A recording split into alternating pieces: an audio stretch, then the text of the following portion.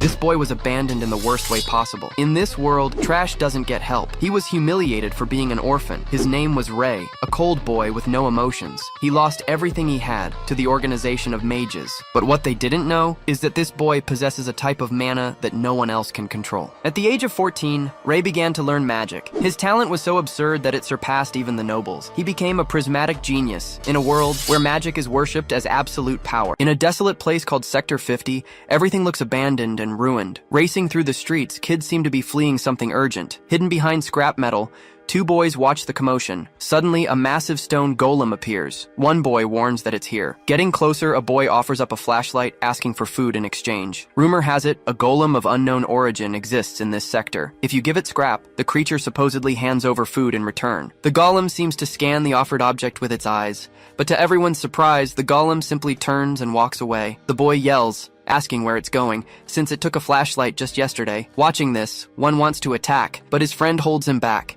telling him to wait. Nearby, a hooded youth hears that golems have been attacking people in the street. Landing on the ground, he faces down the stone creature. Offering his backpack, he tells the creature to take what's inside. The stone creature observes the boy closely with its eye. Then, the golem reaches out and takes one of the items from the bag. Holding the item, the golem stands up and stares at the hooded boy. Watching the scene, the other boys can't believe he's going to get so much stuff. Then, from its hand, the golem dumps a pile of food into the backpack. Confused, one of the kids yells that it doesn't make any sense. As he walks away, the others call him the ghost of 17th Street. Changing scenes, the entrance to 17th Street looks deserted and ruined. Carrying the backpack, he walks alone down a very narrow, dark alley. His steps take him deeper into the alley as he moves forward. But right behind him, other people start following silently. Stopping suddenly, he announces that he's noticed the presence of 7 people there. Turning around, he asks how long they're going to keep following him like that. Emerging from the alley, a group of men surrounds him. The leader praises his senses. Calling the leader Ron,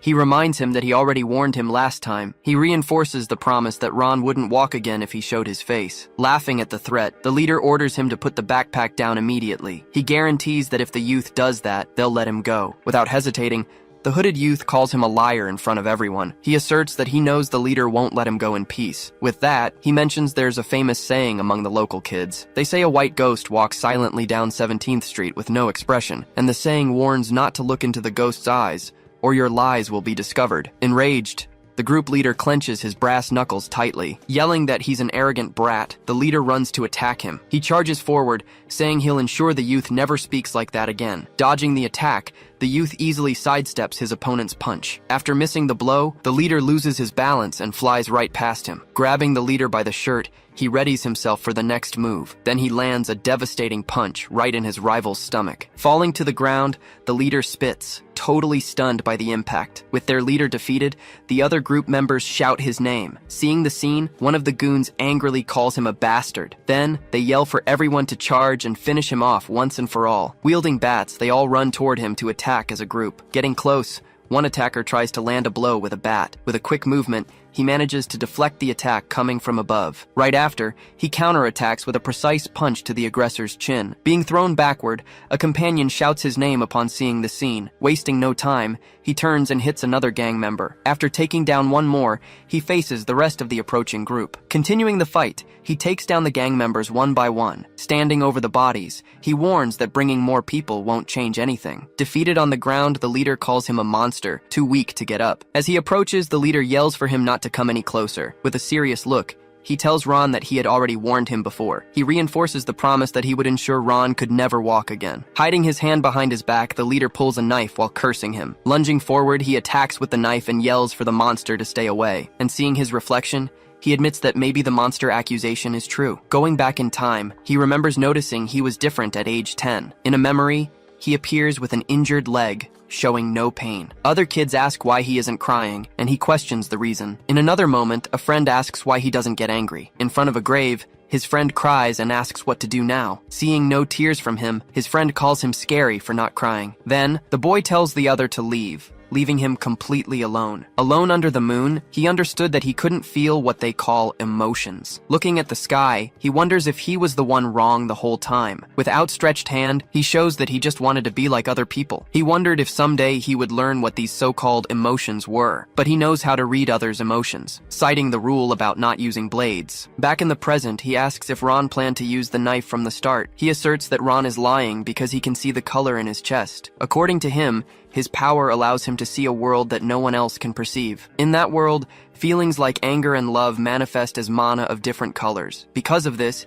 he is able to see the world around him full of colors. Knife in hand, Ron threatens to stab him for real if he gets close. Seeing the dark energy, he identifies that it is intense fear. Completely ignoring the threat, he walks slowly toward the gang leader. Totally paralyzed, the gang leader can barely move from so much fear. Holding energy in his hand, he says a liar like Ron will always deserve to be properly punished. Heavy rain falls as he walks alone down a pitch-black underground passage. He continues across an empty courtyard, heading toward his destination. Pulling aside a curtain, he enters the hideout. Someone is calling his name. Inside, Pale, the children's leader, tells him he's right on time. Suddenly, the kids swarm him. Pale tells them to settle down. They sit in a circle. Pale says it's time to review today's haul. On the floor, there are only a few coins and a single piece of bread. Looking at it, Pale asks if it's possible to split that among 7 people. Silence falls. The children just stare, waiting for his answer. That's when he reveals his bag. It is stuffed full of assorted food. One boy asks how he got all that from the golem without trading anything. It turns out the golem only accepts items containing residual mana. Pale smiles. Thanks to him, no one will go hungry today. He begins dividing the food,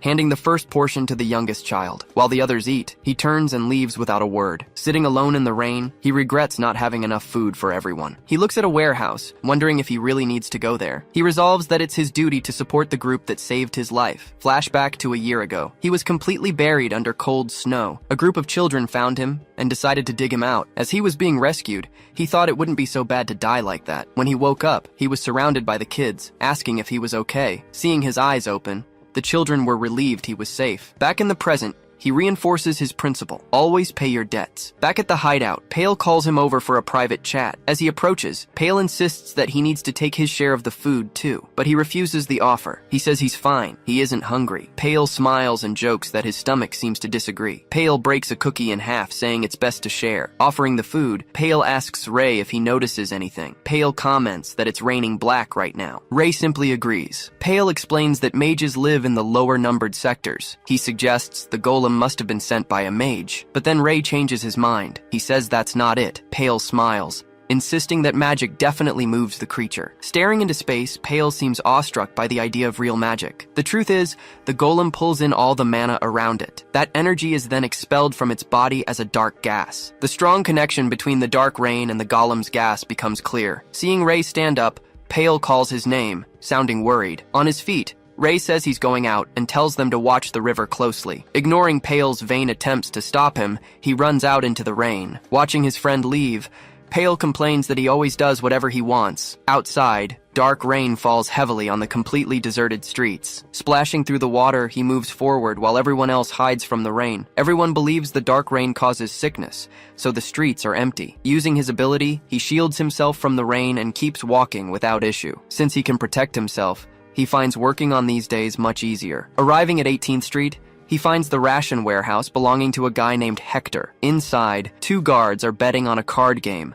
completely distracted. Seeing the light on confirms it. They always play on rainy days. Seizing the chance, he slips through a hole in the fence into the warehouse yard. Once inside, he notes that the place is dark and security is weak. Drawing mana from the air, he mixes the right colors following a specific formula. His eyes fixed, he concentrates on controlling all that energy. A small flame, formed from mana, appears in the palm of his hand. Holding the fire, he prepares to use the magic he just created. Even without knowing the principles, he finds controlling red mana difficult. He wonders if he could create a bigger fire, if he could feel the emotions connected to it. Suddenly, a knife grazes him, nicking his ear. Appearing out of nowhere, one of the guards laughs, calling him fast. Positioned above, 3 guards surround him and call him a rat. Analyzing the situation, he realizes there are 3 of them, and they all know his location. He notices one guard wearing special night vision goggles. Smiling, the equipped guard spins a knife in his hand. Suddenly, the 3 throw multiple knives at him simultaneously. With a fixed gaze, he prepares to react to their coordinated attack. Moving quickly, he uses his speed to dodge the knives. Seeing this, the guard is shocked.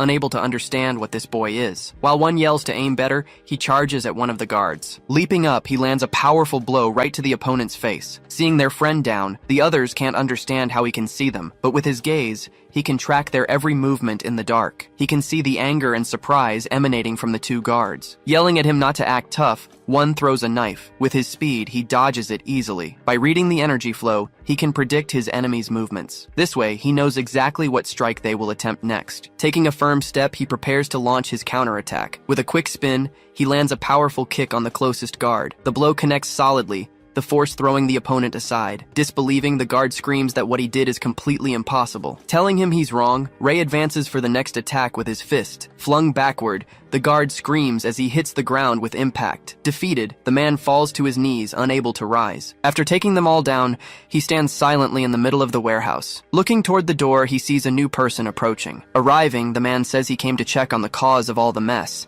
Seeing the three on the floor, the executive, Humphrey, realizes they have been defeated. With a smile on his face, he seems to be preparing for a fight. Then he notes that all three were defeated by a single small rat. At the back of the warehouse, the two opponents faced off, ready for battle. He saw the executive, called him a rat, and braced for combat. Standing before Humphrey, he realized he needed to escape immediately. He charged, aiming a straight punch at his new opponent. He threw the punch with every ounce of strength he had. To his shock, Humphrey didn't even flinch from the impact. Wide-eyed, he challenged Humphrey to dodge his next attack. The executive came down hard with an open-hand strike. Dodging just in time, he realized the enemy's speed was impressive. Humphrey didn't stop. He tried a kick, but Ray managed to roll out of the way. Standing tall, the executive commented that the kid was actually too fast for him. Staring down his enemy, Ray realized Humphrey was on a completely different level. The executive adopted a fighting stance, ready to attack again. Ray kept his guard up, bracing for the incoming assault. He didn't know why, but he felt he couldn't win this head-on fight. He slipped past the executive's incoming punch. Since he couldn't win hand-to-hand, he decided on a new strategy. Lowering his guard, he prepared to target his opponent's weak points. As the executive attacked, Ray dodged and readied a precise counter. Concentrating mana into his hand, he created a small fireball. Seizing the opening, he blasted the magic straight into Humphrey's chest. Feeling the impact, the executive recoiled, surprised by the attack. Humphrey looked up, realizing his opponent had vanished. The kid had managed to escape. Outside, Humphrey yelled for the guards to find him, knowing he hadn't gone far. Watching from a distance, Ray knew they would soon find his hiding spot. Crouched low, he hid behind a fence as the guards approached. Then, one of the guards spotted movement near the entrance. Screaming threats to kill him, the guard ordered everyone after the boy immediately. As he ran, Ray celebrated successfully robbing the Hector Group's warehouse. But he knew he couldn't be caught. They would kill him if they found him. Even though he wasn't afraid to die, he kept running without pausing for a second. If he was gone, the children he protected wouldn't last long alone. Sprinting through the forest, he regretted not being able to repay his debt to them. Suddenly, a guard found him and shouted his location to the others. Taken by surprise, Ray went on high alert, knowing he'd been discovered. With no other choice, he ran, the guards yelling for everyone to catch him. He stopped abruptly, realizing he'd hit a dead-end alley. Cornered, one guard sneered that he had nowhere left to run. Wielding a knife, the guard demanded Ray hand over what he stole before attacking. Looking around, Ray noticed Humphrey was no longer with the guards. Without the executive nearby, he knew he had a winning chance now. When Ray didn't reply, the guard advanced, calling him a deaf brat. With a quick movement, Ray dodged the knife and struck his opponent's arm. He followed up with a powerful blow to the guard's face. Seeing his friend down, the other guard prepared to attack Ray from behind. Ray managed to grab the guard's fist, stopping the attack cold. Confused, the guard wondered how the boy could be so strong. Clasping his hands, Ray concentrated energy for a magical counterattack. With a precise strike, he blasted the last guard right in the face.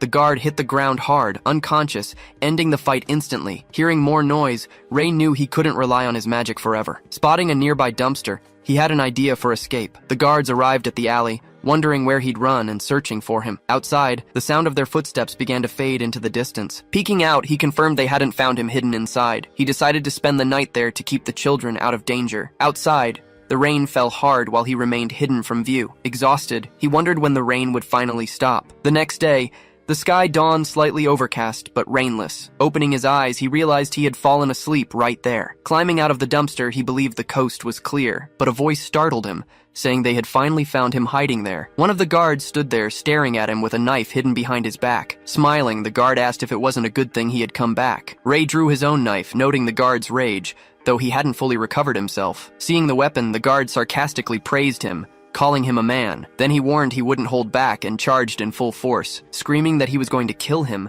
the guard ran to deliver the final blow. Dodging by a hair, Ray slipped right under his opponent's arm. Furious, the guard whirled around, determined not to let him escape. He attacked again, unleashing a circular strike with all his might. Ray lost his balance and fell, leaving himself completely exposed. Seizing the opportunity, the guard said goodbye to the fallen brat. Unable to move, Ray just stared at the blade coming toward him. Aiming for his eye, the knife descended swiftly for the final, precise kill. Suddenly, the guard's body crashed heavily onto the alley floor. With a dirty face, Ray looked up at the person who had just arrived. The guard attacking him was now lying on the ground behind the newcomer. A man stood there, pointing a gun in his direction, interrupting the fight. Smiling, the man warned Ray that the situation had been very dangerous. After speaking, he calmly lit a cigarette with a metal lighter. He held the cigarette and surveyed the chaotic scene. Identifying himself as the boss of 17th Street, he asked the reason for such a mess so early in the morning. Seeing Ray awake, Niles asked if someone had called him up so early. He explained that he'd heard Hector's men were prowling the area. Asking about the cans, he questioned if Ray had snatched them from Hector,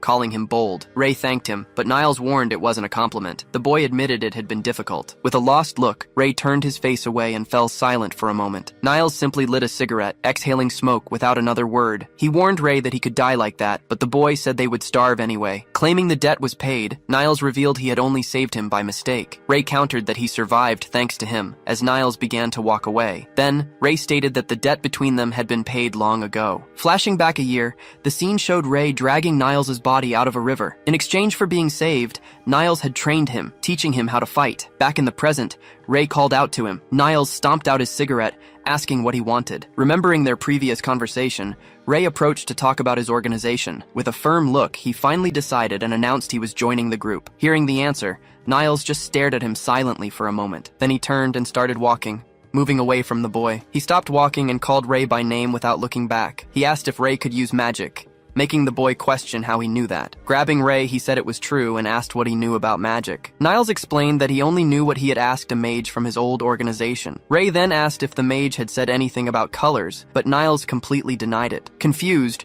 the boy wondered what it was that he was seeing. Irritated, Niles glared at him and asked if he wanted a beating. He tried to throw a punch, but Ray easily dodged his attack. Then he asked for the answer to his request, and Ray simply said no. Not understanding, Niles asked why he was suddenly rejecting him. Niles then explained that all the sectors were located along the Elton River. He said it would be a waste for a boy with such skills to die there. Offering a car, Niles suggested he flee, but Ray refused in order to take care of the children. Telling him not to worry, Niles revealed he was thinking of starting an orphanage there. Placing his hand on Ray's head, Niles said he would take in orphans just like him. Watching Niles, Ray concluded he was probably telling the truth, as always. He then warned Ray to be careful, as Hector seemed to be preparing for war. Ray remembered seeing the man receiving several trucks loaded with weapons. Making a gun gesture with his hand, Niles confirmed that he already knew everything. Using live ammunition in any conflict meant a definitive declaration of war. Ray said people would suffer if he lost, but Niles defended himself. Annoyed, Niles asked him to stop treating him like an old man, but Ray confirmed it. He tried to land a blow again, but Ray managed to dodge one more time. One of his men then called him, warning that they needed to leave. Getting into the car, he told Ray to find another hideout and toss something to him. Confused, Ray caught the object thrown in his direction. Seeing it was a small vial, the boy asked what it was. From inside the car, Niles just told him to sanitize his ear. Watching the car drive away, Ray stood in the middle of the dusty street. He remained there in silence, just holding the collar of his jacket. Changing scenes, the story takes us to 17th Street, near the square. A boy saw him and ran over, shouting Ray's name excitedly. Getting closer, he asked why Ray hadn't come home yesterday. Suddenly, he noticed the bruises and asked why Ray was so hurt. Worried, the boy questioned if he had been in a fight, but Ray said he just fell. Crying, the little boy rubbed his eyes and lamented that it must have hurt a lot. Handing over the cans, Ray asked him to go ahead and warn Pale. Then the boy ran off, leaving Ray behind with the old lady. Approaching, he asked Viola if she had told Josephine anything. With a smile, Viola replied that she was just talking about rainbows. He asked her not to tell them those things, but Viola said children need to dream. Ray just stared at her silently, with a very fixed and serious look. He continued watching the lady sitting there, focusing all his attention on her. Warning about the war, he told Viola to move to another street. He then turned and walked away, leaving the lady behind alone. By the next morning, he was knocking on a door, announcing a delivery. Surprised to see him, the man said Ron was supposed to make the deliveries. Asking if he was going to evacuate, Ray heard that the man wouldn't leave his shop. Then the man said the war might not even happen, leaving Ray confused. Pointing to a door, he revealed that Hector and Niles were talking in there. Then, the door to the room finally began to open slowly. Hector and his men stepped out with serious air. Staring down everyone, Hector revealed himself as the boss of 18th Street. Upon seeing Ray, Hector commented on a boy working where adults had fled. Grabbing his head, Hector told him to keep working hard. He then handed him a few coins to buy himself a treat. Telling his men to move out, Hector left and Ray just said goodbye. Focusing on his ear, he noticed the injury there. Stopping suddenly, the bald man named Humphrey stared at Ray seriously. With his hood covering his face,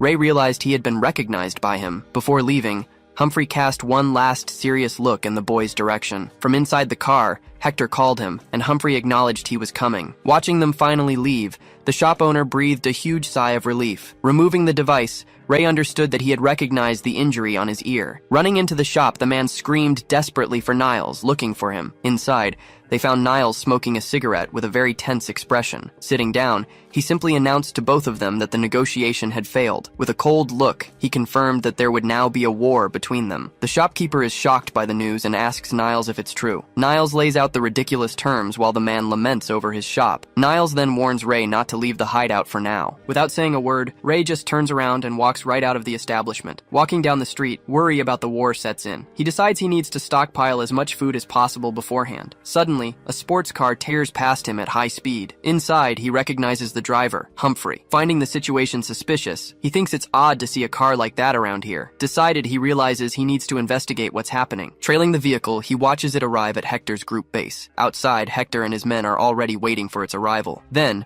a mysterious person starts getting out of the back seat of the car. An elegant man steps out and is welcomed by the guards as if he were a mage. From his hiding spot, Ray wonders who that mysterious man could be. Analyzing the power, he perceives an immense amount, on par with the golems. He then wonders what those rings around the man's core are. Noticing the mana in the rings, he understands they serve to contain the power. After observing everything, he concludes that the man is very dangerous. Deciding to warn Niles, he runs to grab some supplies and weapons. Changing scenes, Niles' group is hurriedly moving crates of supplies. One member looks around and asks where Niles is. Suddenly, Ray appears behind him, taking the man completely by surprise. Calmly, he mentions the gate was open and asks for Niles. The man explains that the boss went out to prepare and tells Ray to leave. Ray then asks the man to deliver an important message to his boss. Watch out for the man wearing an elegant monocle. With rain falling, the scene shifts to a dark, deserted alley. In a shelter, a family takes cover from the brewing conflict. Sitting on the floor, Ray hears another boy say the war won't last long. He asks who will win, but Ray admits he doesn't know for sure. Even so, he knows Niles needs to win for the safety of the children. If Hector wins the war, the street kids will be sold as slaves. Suddenly, a loud noise makes the boy say the war has started. Startled by the sound, they both look in the same direction, confused. Seeing Ray's reaction, the boy asks if he heard it too. He says he's never heard anything like that before. Cut to 17th Street, where Niles' men are firing non-stop. They suddenly cease fire, staring ahead in total surprise. A giant golem emerges, and they scream that their shots aren't working. Then the creature raises its arm, preparing a direct attack against them. Firing a powerful strike, the golem hits the street with tremendous force. The impact disintegrates one soldier and throws the other backward. Lying on the ground, the survivor stares at the scene, unable to comprehend what just happened. Standing there, the golem just watches the single soldier who survived the attack. Staring back at the golem, the soldier remains on the ground, trapped with nowhere to run. Without any mercy, the golem advances and attacks the last remaining soldier. Blood from the attack ends up splashing onto a nearby umbrella. The man holding the umbrella complains that the place smells like sewage. Looking at the creature,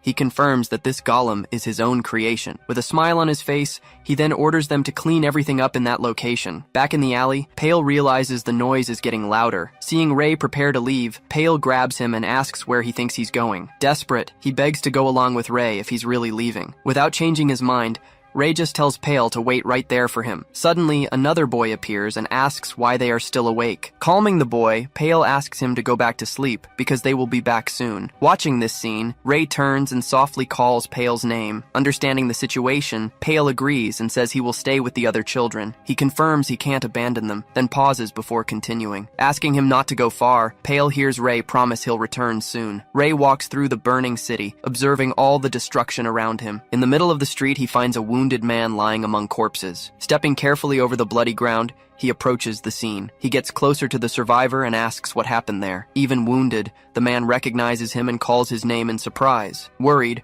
Ray asks what happened, and the man says they brought a golem. He then explains that the man with the monocle was the one controlling the creature. Lowering his head, he admits they were no match for the enemy. Telling Ray to run, the man finally collapses to the ground, his strength gone. Standing before the destruction, Ray just observes the fallen man in silence. With his face down, he stays silent, processing the whole situation. Covering his mouth, the wounded man demonstrates he has no strength left to continue. Drawing his dagger, Ray prepares to act after seeing all that. In the middle of the fire, he remains standing, surrounded by already defeated enemies. Concluding that the group will lose, he decides he needs to help Niles. Changing scenes to the bridge, the situation seems even more dangerous. All bloody, Pale tries to breathe while holding the body of another boy. Nearby, one of his friends is lying on the ground, already lifeless. Hugging the boy, Pale stays amidst several other fallen bodies. With a wounded face, he looks forward, completely paralyzed by fear. Before him, the golem prepares to launch another deadly attack. Without hesitation,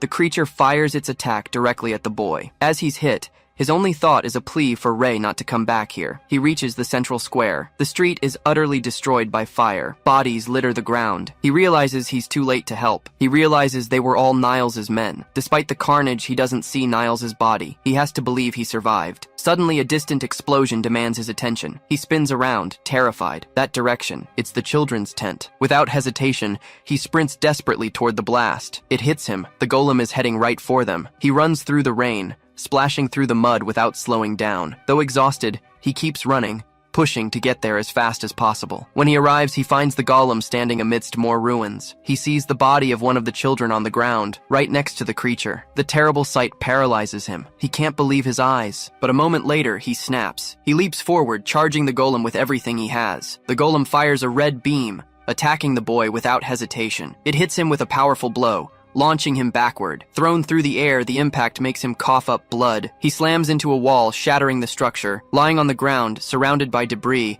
he is badly injured and stunned. Coughing up more blood, he gasps that he needs to make sure everyone is safe. Just then, he hears a familiar voice calling to him from a distance. A memory flashes. He's walking away while the children wave to him. They used to run toward him, always so happy when he came home. Full of joy, the kids would ask him to hurry back soon. Even the little girl greeted him, asking if he was back already. Snapping out of the memory, he stares into the void with an expression of pure pain. Standing before him, Pale calls his name, looking down at the ground. With a sad look, he says he didn't want Ray to come back. Hearing that, his eyes widen. He's completely stunned by the words. Before him, he sees the bodies of Pale and the other children lying there. He murmurs the names of 2 little girls who are also dead. Then he calls out the names of 2 more boys who didn't survive the attack. Finally, he says Josephine's and Pale's names, all lifeless. Reaching out his hand, he refuses to believe they are all gone. Dragging himself forward, he says he still hadn't repaid them for what they did for him. Running toward the golem, he prepares to attack the creature. Seeing the golem's power, he recognizes the sounds from the earlier battle. Facing the monster,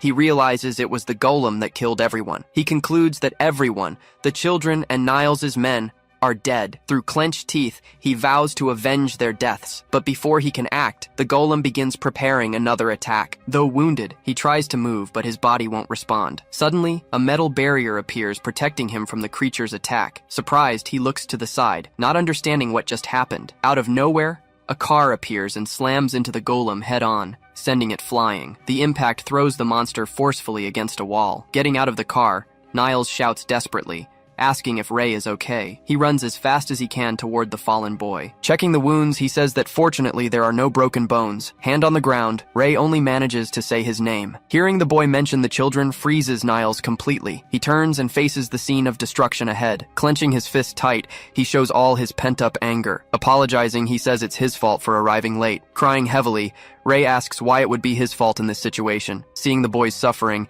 Niles can only call his name. He walks over and hugs the boy tightly to comfort him. Grabbing his clothes, Ray leans on the man in that difficult moment. Ray asks about his men, and hears that they are all dead. With a hand on his head, Niles complains that Hector called in outside mages. Seeing the situation, Ray asks what he's going to do now. Saying he'll be right back, he says he'll look for survivors in the street. Suddenly, an attack hits him square in the chest, piercing straight through. Eyes wide, Ray watches the scene, unable to react. Before them, The golem turns, still ready to continue its attack. Preparing a new attack, the creature aims exactly at the two of them. Looking at the wound, Niles stares at Ray, unable to say a word. Because of the impact, blood splashes onto Ray's face. With a sad smile, he just laments the situation they got themselves into. Then he loses strength and falls forward, straight into Ray's arms. Collapsing lifelessly, he falls into the arms of the completely shocked boy. Holding his body, Ray notices his own hand is covered in blood. Staring at his hand, he wonders what just happened. Amidst the chaos,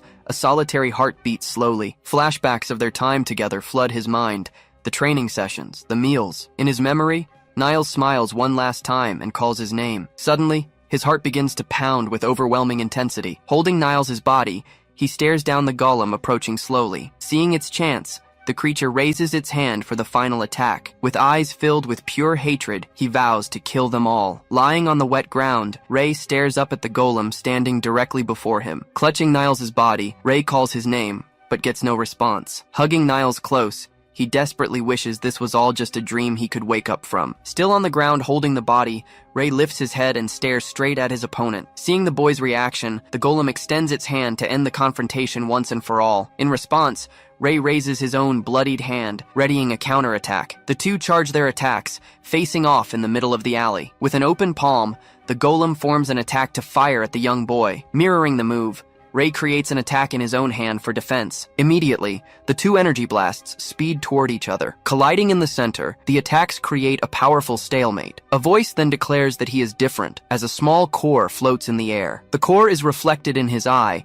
as the voice states he is a human with emotions. Suddenly, Ray's attack begins to push back the golems, slowly advancing against it. Pushing with everything he has, his attack engulfs his rivals to finally end the fight. Taking a direct hit, the golem's body is completely shattered by the boy's assault. Hand still extended, Ray observes the aftermath of his devastating attack. Leaving a trail of destruction, his blow finally defeats the opponent in the alley. Rushing back to Niles, Ray holds him and desperately begs him to wake up. When Niles doesn't respond, Ray shouts that he can't die here. Opening his eyes weakly, Niles asks him to stop shaking him because it hurts too much. He remarks that he knew he wouldn't die in peace, but he didn't expect it to happen today. Lying there, he adds that he has no regrets and that he managed to make it pretty far. In a flashback, he wonders if things would have been different if he had fought sooner. Back in the present, he says that was back when he was around Ray's age. Ray tries to get up to find medicine, but Niles grabs his hand. With a faint smile, Niles tells the boy to leave this place and save himself. Using his last bit of strength, he insists that Ray go somewhere much better. He reveals that he always thought of Ray as his younger brother. In his final farewell, he tells Ray to swim against the current and never give in. Smiling one last time, he tells Ray that he'll be able to overcome anything. Immediately after, his hand relaxes and his lighter drops, signaling the end. Holding Niles' lifeless body, Ray stands there frozen in complete silence. With that final smile remaining on his face, Niles is now at complete and eternal rest. Lifting his head, Ray finally faces the crushing reality of his loss. He lowers his head and covers his face, unable to hold back the flowing tears. Then, he throws his head back and lets out a scream of pure anger and despair. Sometime later, he is still sitting alone in the same spot, completely motionless. With a vacant stare, he remains there, unwilling to move or show any reaction. Suddenly, he doubles over, clutching his body as if in physical pain. Looking at his own hand, he comments that it all feels like one very long dream. Remembering yesterday, the scene of everyone's death floods back into his mind. The memory of the attack sends his emotions into chaos once again. Clenching his fists, he realizes that something inside him has completely changed. Opening his palm, a flame appears, revealing his new power. Holding the flame, he now understands the origin of this newfound ability. Suddenly, the flame extinguishes, and he feels the exhaustion from the massive effort. Bringing a hand to his head, he realizes he might have overdone it a little. Recovering his posture, he faces the future with a look of utter determination. Now standing, he decides that it's finally time to move forward. Leaving the alley behind, he walks off in search of his revenge. Hood up, he goes on his way, no longer caring about the consequences. In the central plaza of 17th Street, a guard yells at people to hurry up and move along. Meanwhile, two men chat, agreeing that life is going to get worse under the Hector group. Hidden behind a barrel, Ray observes two members of the group talking nearby. One of the men comments that Niles shouldn't have disobeyed orders. Having found his targets, Ray grips his dagger firmly, preparing to attack. Just as he is about to advance, a hand grabs him, and a man tells him to wait. Without hesitating for a second, Ray spins around with a quick movement to escape. Immediately following up, he advances and strikes the man squarely with the dagger. Feeling the deep cut, the man lets out a cry of pain, completely taken by surprise. Seeing the attack, his partner crouches down and shouts for the boy to stay calm. Holding the dagger, Ray reveals the name of his next target, Humphrey. Declaring that the entire Hector group needs to die, he advances on the guard. With quick movements, the man manages to block the boy's sequence of strikes. Surprised, wondering what kind of insane moves the kid is using, he realizes that the boy wasn't nearly this strong before. Grasping the situation, he concludes he'll eventually lose if things continue this way. In a calculated move, he allows Ray to hit him to create an opening. Stunned by the action, Ray wonders why he left his shoulder wide open. Seizing the moment, the man grabs Ray's arm with full force. With a single movement, he violently slams the boy's body to the ground. Immobilizing him, he asks if Ray is willing to die for something as trivial as revenge. He then calls him by name, Ray, the ghost of 17th Street. Looking him right in the eyes, the man says he has an offer to make him. Standing now, he reveals he's been watching Ray for a long time and asks for his attention. With his hood covering part of his face, Ray just listens to the proposal in silence. It is explained that the man is Humphrey the Silent, known for always completing his tasks. Ray observes Humphrey's expression. He seems truly desperate about the situation. Wanting to understand his point, Ray asks directly what he wants with all this. Humphrey then makes his request. He wants Ray to leave Sector 50. Ray questions why. Revealing his motive, he asks for help finding his brother, whom Hector sold. He explains that Hector promised his brother's location after 10 years of service. Confused, Ray asks why he should accept a request coming from him. At that, Humphrey reveals he knows Ray can use magic, surprising the boy. Confirming the suspicion, he says he became certain after the fight at the warehouse. Finally, he warns that Ray won't be able to beat Hector with so little magic. He warns that Hector always keeps a terrible mage by his side for protection. With a serious expression, Humphrey says that this mage is a real demon. He explains that the mage freezes anyone who annoys him and drowns people with magic. Continuing the description, he states the mage is incredibly strong and very cruel. Humphrey advises him to get out of there so he can survive and get revenge later. Arms crossed, Ray listens to everything, concluding that Humphrey is absolutely right. He then reveals that the city of mages is somewhere upriver. Handing over a bag, he says it's all the money he's saved in his life. Ray asks why he's giving him the money, pointing out he might not fulfill the promise. With confidence, Humphrey replies that he knows him and knows he doesn't break promises. Reminding him of Niles, he says that Ray can reach a much higher level. Hearing the encouraging words, Ray remains silent for a brief moment. Then, Humphrey warns that others are arriving, but Ray imposes a single condition. He asks Humphrey to take care of all the bodies left at the old hideout. With a smile, Humphrey agrees to the condition and says he will handle everything. Asking him to wait, he turns and starts walking away without looking back. Running down the street, he promises that one day he will return to that place. Now far away, he stops for a moment, trying to catch his breath. After looking back, he confirms that no one is following him through the streets. Walking down an alley, he spots an old lady sitting alone on a bench. Leaving a coin, he asks Grandma Viola to answer his question very quickly. Recognizing the boy, she asks with a smile what he would like to know. Then, he asks if the story she used to tell about the rainbow is true. He continues, wanting to know if finding a rainbow really allows one to make a wish. In a flashback, Pale tells Ray that he saw a rainbow in the sky. Pale describes the rainbow as a long, colorful band that appears after rain. He adds that finding where the rainbow touches the ground lets you make a wish. Not understanding, Ray starts talking about donuts, making Pale very irritated with him. Irritated, Pale calls him an idiot, and Ray says he'll handle the matter tomorrow. Back in the present, he stands in silence, lost in his old memories. She then confirms that rainbows exist, regardless of whether a wish can be made. Analyzing the old lady carefully, he tries to figure out if she is telling the truth. Unable to tell if she's lying, he concludes the story has some foundation. Recalling his previous conversation, he remembers Humphrey mentioning a mage who had once searched for a rainbow. Clenching his fist, he realizes the mage's story confirms their existence. Looking directly at the old lady, he asks if he could revive the dead with it. With a mysterious smile, she just replies, "Who knows what is possible?" She then says with enthusiasm that any wish could become reality with it. Lowering his face, he seems to process the information he just received from her. However, she warns that no one knows where they are,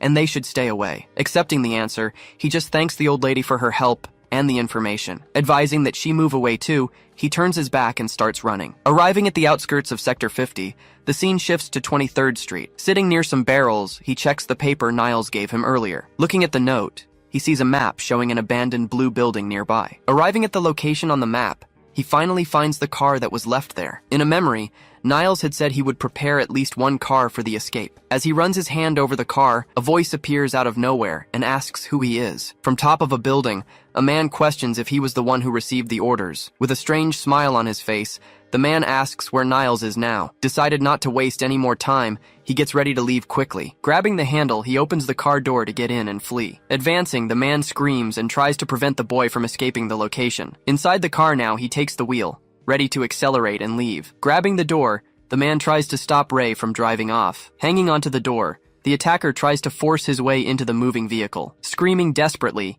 he orders Ray to open the car door immediately. While fighting, he realizes his reinforcement magic is almost running out. Seeing he needs to act, he concentrates his fire magic directly into his hand. With the power gathered, he prepares the final attack to get rid of the man. Firing a fire attack, he hits the man squarely, defeating him. With the man falling to the ground, Ray finally manages to close the car door. Holding the wheel firmly, he slams on the accelerator to get out of there. Speeding up fully, he leaves the man behind, driving at high speed. With eyes focused on the road, he is finally heading out of Sector 50. He drives along a deserted road, continuing his long journey far away. Amidst the wreckage, a solitary raven watches the scene of utter destruction. Moments later, the bird takes flight, soaring over the ruins of the old city. Ray stops the car and gets out to check the trunk. He lifts the lid and looks inside at what was left for him. It's full of water bottles. Niles really was prepared for anything. Scanning the horizon, he realizes it will take days to reach the next sector. Night falls. He sets up camp, thinking about how he needs to learn more about magic now. Sitting by the fire, he reflects on what he already knows. Eyes closed, he recalls that there are two different types of mana. He knows one is red mana, the other requires a combination. While trying to control his power,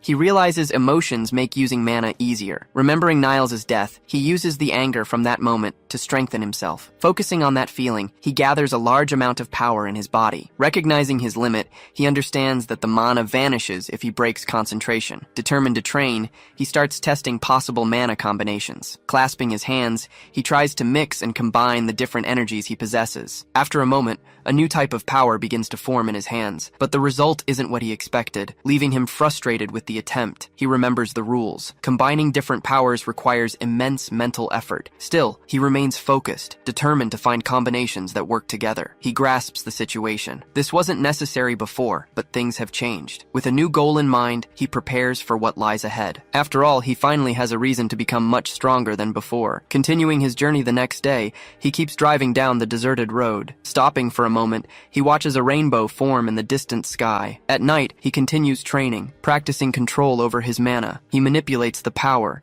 creating and destroying shapes, testing the limits of his ability. Feeling the fatigue, he decides it's best to stop training for now. Lying in the car, he thinks about how to use his mana more efficiently. Remembering the mage's energy, he wonders how to create a similar structure. He makes a decision. He'll find a way to achieve it once he reaches Sector 49. The scene shifts back to 17th Street. Hector's men are searching for something. Inside a car, the mage asks a guard if they still haven't found anything. Fearful, the guard says they'll find the golem soon, but the mage cuts him off. The mage points the tip of his cane at the guard, staring silently. Desperate, the man apologizes and begs for a little more time to search. With a cold gaze, he says he dislikes people who don't understand him. Unable to move, the guard just watches the cane advancing closer and closer. Then the mage forces the guard's hand to touch the tip of the metallic object. The moment they touch, energy releases, making the man start screaming. Screaming in pain, his arm and entire body begin to freeze rapidly. In seconds, the man's body transforms into an ice statue right there. With a slight movement, the mage taps the statue with his cane. Upon impact, the frozen body just crashes to the ground. He calls the guard useless, but is interrupted by a shout from the alley. Arriving at the scene, a man points out traces of a struggle and a piece of the golem. With a neutral expression, the mage simply analyzes the scene of the great battle. Sensing mana in the air, he realizes very strong magic was used here. Following the trail, he announces that he senses a concentration of mana nearby. He points at one of the men and calls him closer. The man responds nervously. He asks if anyone lived there, receiving confirmation about the children. Questioning about the orphans, he hears they probably fled because of the war. Holding his cane, he wonders if an orphan could have really used magic. Suddenly, a smile forms on his face, breaking his previous serious expression. He starts laughing loudly, leaving the guard completely confused by his reaction. He then questions how a street orphan could discover magic combinations alone. Stating that it's impossible, he orders the guard to find out what happened. While the guard obeys, the mage stands still, seeming to have another train of thought. Then, he begins to consider the slight chance that the impossible happened there. He concludes they would have to be a genius, an archmage the likes of which the world has never seen. The scenery changes. Ray finally arrives at his destination, the devastated Sector 49. Remembering the past, Ray is with Niles, talking about his place of birth. Having a drink, Niles comments that Sector 42 is also a mess. He continues, saying the buildings there are bigger and there are more streets. According to Niles, the further you go upstream, the more drastically the scenery changes. Back in the present, Ray faces the enormous destroyed Sector 49 for the first time. Looking around, he observes the details of this place that is totally new to him. As he walks, he finds it strange to see some kids messing with a backpack there. He then realizes there are no golems, questioning if they only exist in Sector 50. Walking down the street, he listens to people's conversations about work in the mines. Seeing the sign for 36th Street, he realizes he needs to walk faster now. He needs information on magic to get the revenge he craves. Besides, he has to research mages, but he's going to need money. Remembering what Humphrey gave him, he worries about the duration of the journey. With a focused look, he seems to have an idea to solve his financial problem. Standing in front of Veronica bookstore, he finally finds what he was looking for. Looking at the sign, he reads the name of the establishment right in front of him. He realizes that Veronica just seems like some random person's name. Not understanding the place, he wonders what exactly a bookstore is. In a memory, Niles used to teach him the meaning of various important words. Drawing on the ground, he showed him a circle and said that it meant brother. Forcing Ray to repeat it, he patiently taught him to read all the words. Back to the present, he looks through the window and sees something totally new. Looking inside, he observes several shelves full of objects with letters on them. Suddenly, a very loud scream scares him, making him turn to the side. Pointing from the window, a girl screams that he was the one who broke the glass. Continuing to scream, she demands to know why he is doing that to them. Confused by the accusation, he understands that those objects are called books. Out of patience, she tells him to leave at once, screaming very loudly. Then she screams, asking if he can't hear her, totally beside herself. Finally, she warns that the adults are coming down, and he's left confused. Not understanding the reaction, he just calls the girl a weirdo and ignores her. Indignant at what she heard, she is completely speechless for a brief moment. Then, she screams angrily, demanding to know what he just said about her. Realizing now isn't the time for this, he turns and starts to walk away. Walking through the streets, he continues his search for information about magic and mages. With his hood covering his face, he watches the movement of the people around him. Hiding in a corner, 3 guys watch him with looks of pure distrust. One of them alerts another, keeping a cautious eye on the unknown boy. He understands the looks. After all, he's a stranger walking through their territory. With a serious expression, he concludes that it's no different here than in Sector 50. Later, he is back at his car, parked in a deserted spot. Lying on the back seat, he laments not finding anything about magic. Closing his eyes, he decides he'll need to look in more areas the next day. Suddenly, he hears a strange noise coming from outside the car. Looking through the window, he spots the same 3 guys approaching his car. Already expecting them, he watches the group approach with total tranquility. Hiding behind the rocks, 4 guys surround the car, preparing to attack. Crouched near the car, they prepare to surprise whoever is inside. At that, the leader orders them to take him down, get the keys, and the food. From inside the car, Ray grabs an object to defend himself. With a golf club, Ray lands a precise blow on the guy's head. With the impact, the group leader falls to the ground, leaving his friends surprised. Getting out of the car in an instant, he faces the other 2 remaining guys. Seeing the scene, the hooded guy stands paralyzed, not knowing how to react, and Ray attacks the hooded boy. Maintaining his posture, he just stares at the guy who was easily neutralized by him. Without strength, the second attacker also falls to the ground, completely defeated by the boy. Yelling, the last guy advances with a pipe, trying to hit his head. Holding the pipe with his hand, he stops the last attacker's final strike. With the guy on the ground, he screams for the boy not to come any closer to him. Telling the guy to clench his teeth, he prepares to deliver the final blow. Paralyzed on the ground, the attacker stares at the boy, unable to move or react. After neutralizing the last of them, he gathers all the guys in one place. Kneeling in front of him, the 3 attackers now wait for his next order. Leaning against the car, he asks how many streets their group controls in that region. Demanding an answer, he faces the group with a serious expression, waiting for them to respond. Ray crosses his arms. He asks the boys how many streets they've taken over. The kid in the cap just stays silent. Suddenly, Ray clocks him across the face. The kid doesn't even have time to react. Desperate, He screams that there are 3 in total. Ray demands to know which ones. Ray keeps staring, waiting for the answer. Shaking, the kid replies that it's streets 23 through 25. Calling it a lie, Ray stomps hard on the kid's hand. Terrified by the scene, one of the other boys starts begging for mercy. Ray turns to the next boy holding a bag in his hand. He focuses his attention on him, staring him down. Panicked, the kid yells that he'll spill everything he knows about the group. He reveals their leader is named Kedrick, and their base is an old factory. Ray orders the talking boy to lift his head. He asks for his name. The boy replies that he's Neshu. Neshu reveals their orders were to take Ray out and steal his food. He adds that their leader is watching everything right now. Suddenly, a man screams for Ray to die and charges with a dagger. Ray realizes he really is being watched. With a powerful blast of wind, he throws the attacker back. Taken by surprise, the man complains about dust in his eyes. Before he can recover, Ray hits him with a barrage of strikes. Unable to react, the man is hurled away and falls to the ground, knocked out cold. Ray approaches the fallen man to send a message to the leader. He grabs him by the hair, forcing his head up slightly. Staring intensely into his eyes, Ray warns him that he isn't the only one watching. The scene shifts to a city with very different architecture. Walking down the street, Ray reflects that the people here don't know about magic. Distracted by his thoughts, he's stopped by someone calling out to him. A group of men approaches, asking if he can come with them. Hood up, Ray tells them to relax. He's not there to fight. Ray asks if they are the guys looking for him. One confirms it. He says their boss really liked the way Ray fights. Smiling, he hands Ray a piece of paper. Ray asks if they can read. He discovers none of them understand the note. He takes the paper and says he'll read it himself. Confirming he can read a little, he begins to analyze the message. Confused, they wonder how Ray knows how to read, since it's rare. Reading the note, Ray sees an invitation to work with their group. He looks up and asks how they choose their leader. Not quite understanding, the guy replies that the strongest becomes the boss. Decided, Ray tells them to move and starts walking ahead of the group. He turns back and announces he's going to meet their leader right now. Arriving at an abandoned factory, the group stops in front of Kedrick's base. Pointing to the building, the boy confirms this is the spot. He opens the doors, showing Ray the way into their hideout. Inside, they walk through the massive abandoned warehouse. Following the guide, Ray heads deeper into the hideout. Inside, he finds all the group members lined up, awaiting his arrival. Sitting in an armchair, the group leader finally speaks to Ray.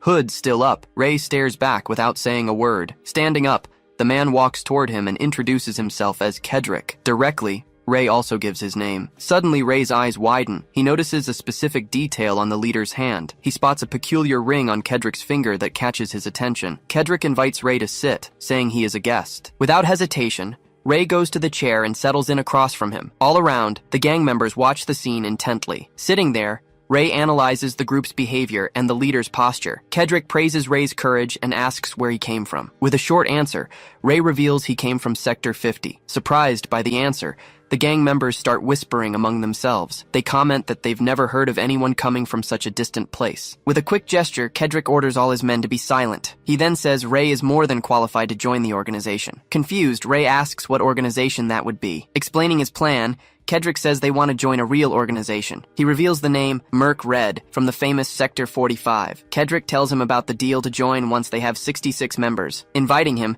he says it's a great opportunity for Ray to improve his life. After hearing the proposal, Ray just comments that it's an interesting story. Stepping closer, he says, joining a group isn't difficult, but he has one condition. Ray declares he refuses to work for anyone weaker than him. After Ray speaks, the atmosphere in the room turns heavy and dead silent. With a serious face, Kedrick can barely believe what he just heard. Shocked, he asks if Ray just said that he is weaker. Repeating the question, Kedrick demanded to know if Ray had really just called him weak. Ray explained that back in Sector 50, leaders were chosen based on strength. Staring him down, he added that it wasn't about how well they could talk. Pissed off by his audacity, one of the gang members started shouting. Suddenly, the man was grabbed by the face, cutting him off mid-sentence. Holding his own subordinate, Kedrick asked who gave him permission to speak. He warned that he hated being interrupted as the man struggled to apologize. Lifting the guy into the air, Kedrick showed off an ability in his right arm. Watching the scene, Ray realized Kedrick wasn't using magic directly. Focusing on the object, he understood it was the ring emitting the mana. Meanwhile,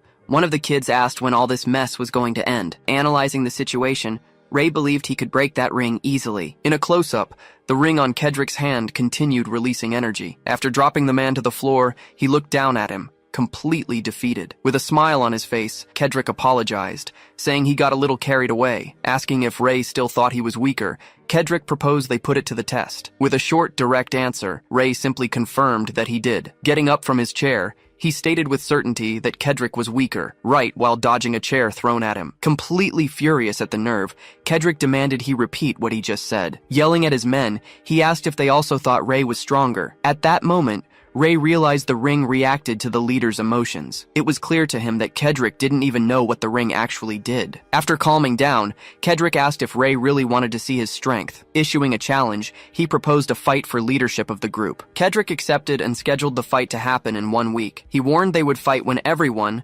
including other gangs, was watching. Saying that's how they'd know who the strongest really was, he ended the discussion. Ray took the opportunity to ask where he got such a powerful ring. Smiling, Kedrick said he'd find out if he managed to beat him first. He finished the conversation, guaranteeing that would never happen. The very next day, the scene showed the rooftops of that same city. Walking through the streets, Ray was still questioning himself about the ring he saw earlier. Suddenly, something was thrown in his direction from behind. With incredible reflexes, he managed to catch the object before it hit him. Surprised, a group of men asked who gave him permission to walk around there. Then another group appeared, and their leader called him crazy. Surrounding Ray, they warned that they ran those streets, and for him not to think about escaping. Telling them to shut up, he interrupted one of the men's threats. With a defiant gesture, Ray challenged all of them to a fight right there. After the fight, Ray reflected that news of his battle was spreading. He realized Kedrick's gang wasn't attacking him, following orders, but he noticed the other gangs were uniting to try and stop him. Despite the injuries, he concluded everything was going exactly according to plan. He knew his magic got stronger the more he got used to it. His hand was bleeding, but he concluded that provoking fights was the right choice. Changing the subject mentally, he noticed someone watching him from afar. Looking down the street, he asked how long the person was going to keep watching. Silently, a boy just adjusted his cap without fully revealing himself. Taking a step forward, he described Ray's hair and face. Then he finally asked if Ray was the person known as the Hunter. Without getting an answer, the boy kept staring at him, waiting for a reaction. With a serious look, Ray kept watching the boy in front of him. He then told the boy to take off his glasses so he wouldn't hurt his hands. Scared, the boy gestured wildly and yelled that he wasn't there to fight. Not understanding the reaction, Ray stood still, observing the panicked boy. He tried to calm Ray down, saying he wasn't a real fighter. Then Ray asked what the real reason for him being there was. Before answering, the boy adjusted the strap of the bag on his shoulder. Turning again, he introduced himself, saying his name was Philip. With his hand extended, he revealed he had an offer to make. Leading Ray through a junkyard, Philip explained that his workspace was nearby. He mentioned hearing rumors about the Hunter all over town. Ray realized he'd earned that nickname just by being an outsider who beat everyone up. Continuing down the path, they walked side by side toward their destination. Stopping in front of a building, Philip announced they had arrived. Smiling, he opened the door to let them inside. Inside, various people were busy with tasks like shining shoes and handling deliveries. Impressed by the sight, Ray commented on how huge the place actually was. Welcoming him, Philip introduced himself as the owner of Hotel Philip. Ray estimated over 100 people, but was told the real number was 186. Taking a closer look, he noticed everyone there seemed to share a common trait. He concluded they were all young or small, and Philip confirmed his observation. Philip then explained that Sector 49 was full of mines where adults frequently died. Because of that, he said, even children were hired for the work. He revealed he paid bribes and dispatched workers to maintain his monopoly. Explaining his role, he said he was a broker who also provided shelter. Ray asked if he built all this alone, but they were interrupted. Running toward them, Jonathan reported that work at the restaurant was going well. He handed over payment, saying it was the month's rent. Philip thanked him and watched him leave, pen already in hand. He quickly made notes in his notebook to update everyone's information. Turning to Ray, he apologized, explaining he needed to write everything down. Offering the notebook, he asked if Ray wanted to take a look. Ray took the notebook and started flipping through the pages carefully. There, he found detailed notes about himself, the so-called Hunter. Shocked, Philip asked if he could read. Ray confirmed he could, a little. Panicked, the boy started desperately apologizing to Ray. He tried to explain himself, saying he liked observing the people around him. Handing the notebook back, Ray told him there was no need to apologize for that. Philip just nodded silently, clutching his notebook back in his hands. Arriving at a room, Philip announced they had finally reached their destination. Surprised by his presence, the two men inside stared at him blankly. Questioning the boy's presence, One of them warned that not just anyone could enter. Smiling, Philip explained that this was the hunter, and he was a guest. Inviting him in, he told Ray to make himself comfortable and grab a seat. While rummaging through a cabinet, he confessed he originally thought Ray was a con artist. Showing off a bag of money, he guaranteed he wasn't lying and that credit was everything. Sitting on the table, he explained that money could be recovered, credit could not. After hearing the explanation, Ray asked about the proposal he had mentioned. Clasping his hands together, Philip prepared to finally make his big pitch. With a determined look, he readied himself to present his idea. Extending his hand, he invited Ray to become his partner. He detailed that the partnership would begin after Ray beat Kedrick. Inside the room, the two continued discussing the business proposal. Silently, Ray just stared at Philip, processing the offer he just received. Noticing a shift, Ray wondered where Philip's sudden courage came from. Ray asked if he hadn't considered the possibility of defeat in the upcoming fight. With a serious look, Ray wanted to know the reason for such confidence in him. Philip responded simply, saying it was just a hunch he had. He then explained that he liked observing people to understand them better. Pointing out a detail, he mentioned that Ray looked at people's chests when talking. This made him wonder if Ray had some kind of trauma regarding faces. Returning to the subject, Philip bragged, and Ray asked for more examples. Insisting on the topic, Ray asked him to recount the other habits he had noticed. He revealed that Ray always turned corners leading with his right foot to prepare himself. Surprised by the analysis, Ray realized it was the first time hearing this about himself. Then he remembered how people always found him strange and scary. It became clear that everyone always viewed him as cold or intimidating. He reflected that he needed to focus just to feel emotions beyond anger. In this, he felt that Philip might be a clue to his emotional growth. Philip said that Kedrick let himself be carried away by emotions, unlike Ray. Interrupting the explanation, Ray raised his head and accepted the partnership proposal. Surprised, Philip questioned him, but Ray told him to handle the details. Smiling, Philip guaranteed he would take care of everything, no problem. As he was leaving, Ray announced he had one condition to close the deal. He turned to Philip, realizing the boy had many connections. With a serious look, Ray asked him to find something very important. 2 days later, Ray is at the junkyard, waiting for his car to be fixed. While working on the car, a mechanic asks if he came from Sector 50. He notes that the car's state suggests a long journey through the desert. Ray just watches him in silence, processing the information. Working under the car, the mechanic asks for a wrench and some nuts. Ray stares at the tools lying in the box beside him. With a simple gesture, he uses his ability to move the objects. Levitating the tools, he moves them toward the mechanic lying down. The mechanic startles, seeing tools suddenly appear right next to him. Sitting on a pile, Ray merely observes the man's confused reaction. The scene shifts. The sun begins to set over the city. Announcing he's finished, the mechanic says the engine won't overheat anymore. Whispering, he reveals he secretly used the best part in the shop. He explains it was a direct request from Philip, their savior. Hearing about Philip's fame, Ray thinks about his new partner. Before leaving, the mechanic warns that Philip asked him to deliver a note. He explains he took the paper because he couldn't memorize the whole message. Saying goodbye, he runs off,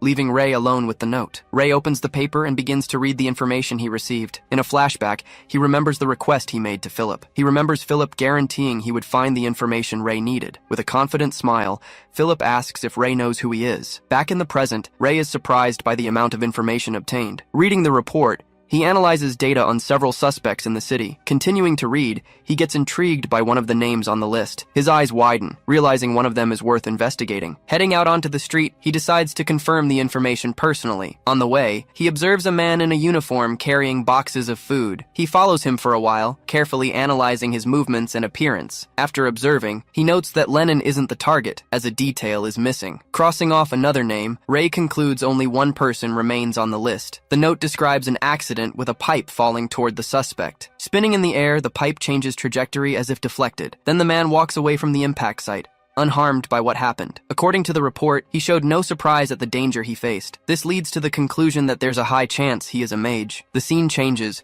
Ray observes something strange happening in a nearby alley. Nearby, 2 boys celebrate seeing that a store is closed again. Questioning the owner's resistance, one wonders about the daily stonings, but the other shouts they can't stop, as they'll receive double the money. Holding a stone, he reveals the plan is to force them to move. He prepares to throw the stone at the second-floor window. Suddenly, a woman appears in the window and shouts for them to leave. Shouting from the window, she says she heard the 2 boys' entire conversation. Ray then perceives that despite her courage, her mana shows great fear. One of the boys shouts that he can see her fear even from a distance. Hand on the window, she starts yelling for them to shut up. Before she can finish, a stone hits the wall right next to her. The boy mocks her, saying everyone knows only children and an old man live there. In despair, She screams again for them to leave her alone. Observing the scene, Ray decides it's time to intervene. The boy warns that this time he's going to aim for the girl's face. From afar, Ray prepares to use one of his abilities. His eye focuses on the stone's trajectory, ready to act at any moment. Using his hands, he prepares to create a protective barrier. Before hitting the window,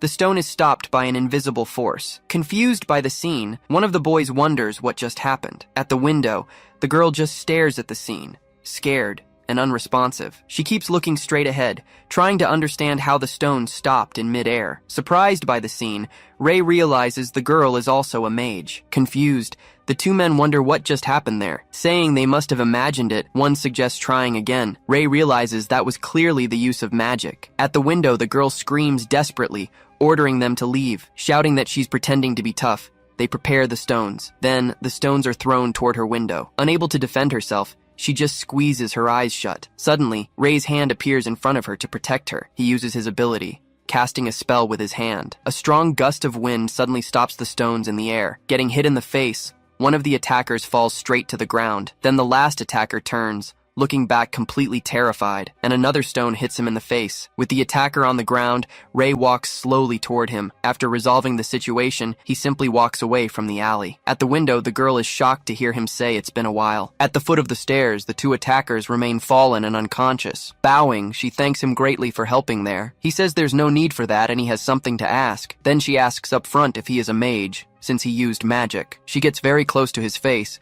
looking with curiosity. Feeling awkward, she invites him in to talk better. Entering the place, he follows her inside the bookstore. Once inside, she introduces herself, saying her name is Veronica. He replies that his name is Ray, and she repeats his name. Veronica apologizes for yelling, thinking he was one of them. Thanking him again, she says she would be in trouble without him, but he says it's not necessary. He just wanted to see the bookstore. Hearing that, she gets quite surprised by his unexpected answer. Sitting at a table, Ray asks where she learned to use magic. Surprised, Ray asks if her grandfather can also use magic. Wanting to meet him, he asks to see him, and she agrees to let him know. Veronica notices he has a small cut on his cheek. He says it's just a scratch, but she warns him of the danger. Approaching him, she touches his face and asks for just a second. With her hand on the spot, she begins to use her healing magic. Her ability concentrates directly on the small wound. In a few moments, the cut on his skin disappears completely. She smiles and lets him know the procedure is done. Suddenly, he stands up and asks how she managed to do that. Holding her shoulders, he says she just moved white mana. In a quick flashback, it's explained that he never managed to use that power. Showing several children, the scene reveals that mana reacts to sacrifice. Back in the present, Veronica says she only used healing magic. Ray asks what she means by white mana. In a flashback, Niles explains that not even mages can see mana. Veronica says she doesn't know what white mana is,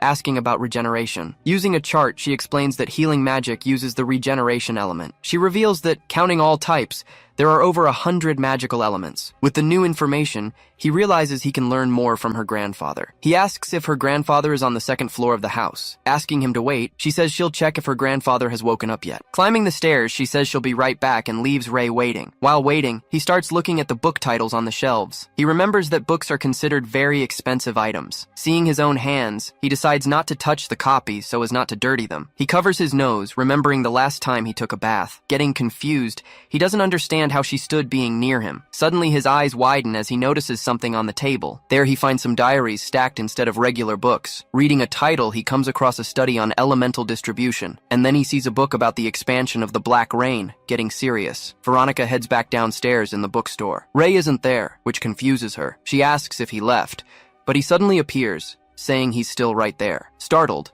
she spins around and lets out a loud scream. Embarrassed, she quickly claims he was just browsing the shop. He asks about magic books, and she's stunned he can even read. Her surprise is obvious when she realizes he can actually read the titles. Ray asks about her grandfather, but she tells him he's asleep. She asks him to come back tomorrow, and he agrees to the plan. Just as he's about to leave, he pauses with his hand on the door to listen. She asks why he's so desperate to find her grandfather. Turning his face away, he stays silent for a moment before answering. Opening the door, he reveals he's looking for an item called the prism. The scene shifts to 4:30 in the afternoon. Inside a busy cafe, people are sitting and chatting at tables. Ray reads a note, analyzing information about his new target. He hopes to gain new insight regarding the use of magic. The note says the source is an informant named Joni. Just then, the waiter, whose name is Jonathan, arrives with his order. Checking his name tag, Ray confirms this is the informant, Joni. Saying it's on the house, Joni calls him a hero. Full of excitement, he tells Ray to ask whatever he wants. Ray asks how accurate the schedule he received is. Johnny confirms he watched the man follow that routine for 3 solid months. Suddenly,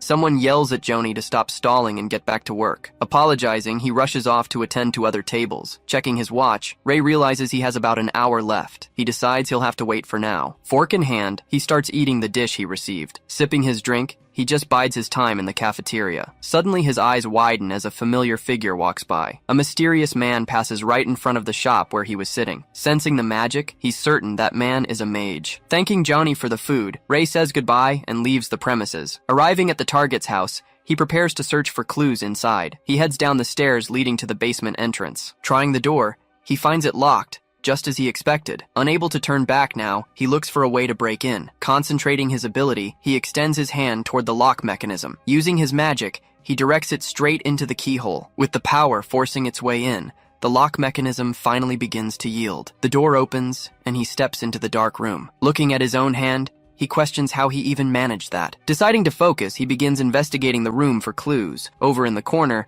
he finds a trash can full of crumpled papers. Focused on the search, he digs out some of the crumpled notes from the bin. Smoothing one out, he starts reading what appears to be a letter. In it, the author writes about being able to get stronger using a bloodstone. Reading on, he sees the letter is addressed to 66 people. In a flash of memory, Kedrick speaks about a promise made to orphans. Letter in hand, he realizes the man was expelled from the organization. Suddenly, his gaze shifts as he notices something nearby in the room. He finds a small pot stashed away near the papers. Opening the object, he decides to carefully investigate what's inside. Inside are various gems, the same kind that were in Kedrick's ring. He then remembers the magic ring Kedrick wore the other night. Holding one of the gems, he senses it attracting the surrounding mana. He decides to test what happens when he uses his magic with the gem. Concentrating his power, he creates a large flame in the palm of his hand. He notes that he managed to create the magic much faster than usual. Hearing footsteps, Ray is startled. The man came back too soon. The mysterious man enters the basement,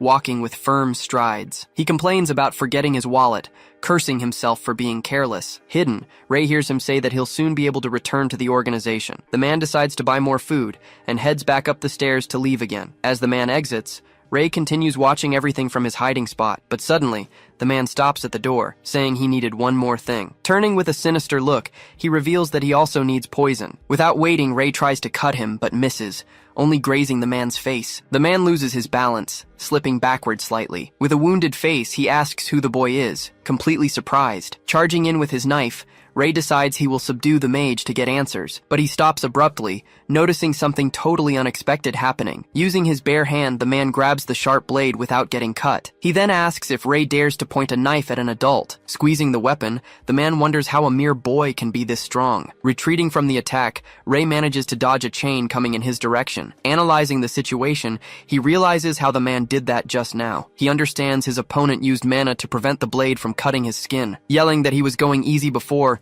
the man prepares to fight seriously. Attacking with his weapon, he advances on Ray with fury. Seeing the magic in action, Ray wonders if he can do the same thing. Despite the intense assault, Ray manages to dodge his attacks. With his face bleeding, the man is shocked. Using the exact same magic, Ray surprises the man, who demands to know how he did it. The man keeps attacking. Ray maintains his focus, preparing for the next movement of the fight. The man manages to dodge Ray's strike. He then surprises Ray with an accurate attack right to the gut. Completely wounded, the man finally falls to his knees, out of strength to fight. He then says he was right, and that the boss sent him here. While the man babbles about copying magic, Ray stabs his hand. With the knife at his throat, Ray warns that he has many questions. Laughing, the man says he didn't expect such a young assassin. Seeing he won't get any answers, Ray prepares to finish him off. Yelling, the man promises he's going to burn the assassin to death. A huge pillar of fire erupts, completely engulfing his own body. Amidst the flames, he sends a direct message to his boss. He warns that Walter will pay him a visit,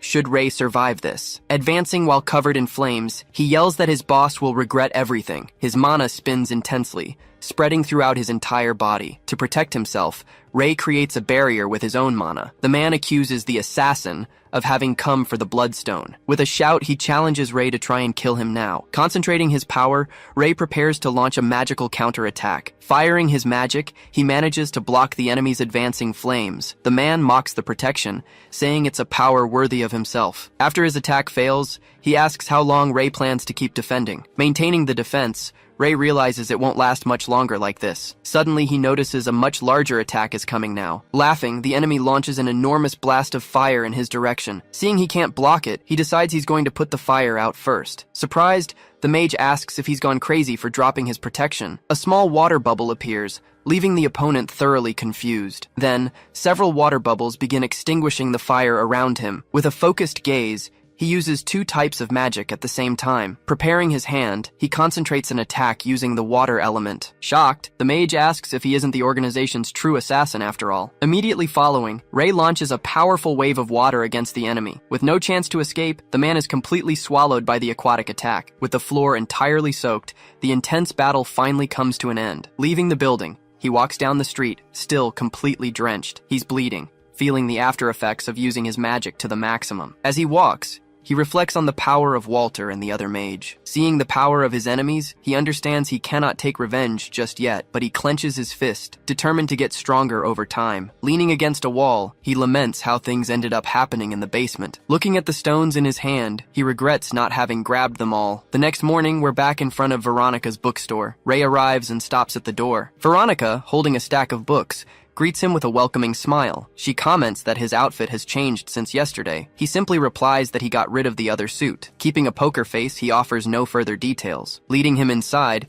Veronica says she already told her grandfather about him. Ray immediately asks if she mentioned anything beyond what they agreed upon. Suddenly, 2 children appear, peeking from behind a door. Realizing they've been spotted, the 2 boys hide quickly. Veronica explains they are her brothers, brought from the same orphanage. Ray asks if the grandfather adopted them to teach them magic. Saying there would be no other reason, he reminds her that's how she learned. Hearing the explanation, she agrees. Realizing his logical reasoning, stopping in front of a door, she announces that her grandfather is inside. Veronica introduces Ray, saying he's the one who helped them the other day. Sitting on the bed, the grandfather recognizes him, acknowledging that it is indeed him. The grandfather then asks Veronica to wait outside, leaving him alone with Ray. The door closes, leaving the 2 alone to talk privately. Ray sits in a chair, facing her grandfather on the bed. Starting the conversation, the grandfather says Ray has his deepest gratitude. He mentions he should have done it himself, but Ray replies it wasn't difficult. With a sharp gaze, Ray analyzes the man sitting in front of him. He notices the grandfather has 4 mana rings on his chest. The colors are shown, explained to represent complex and varied emotions. The explanation continues,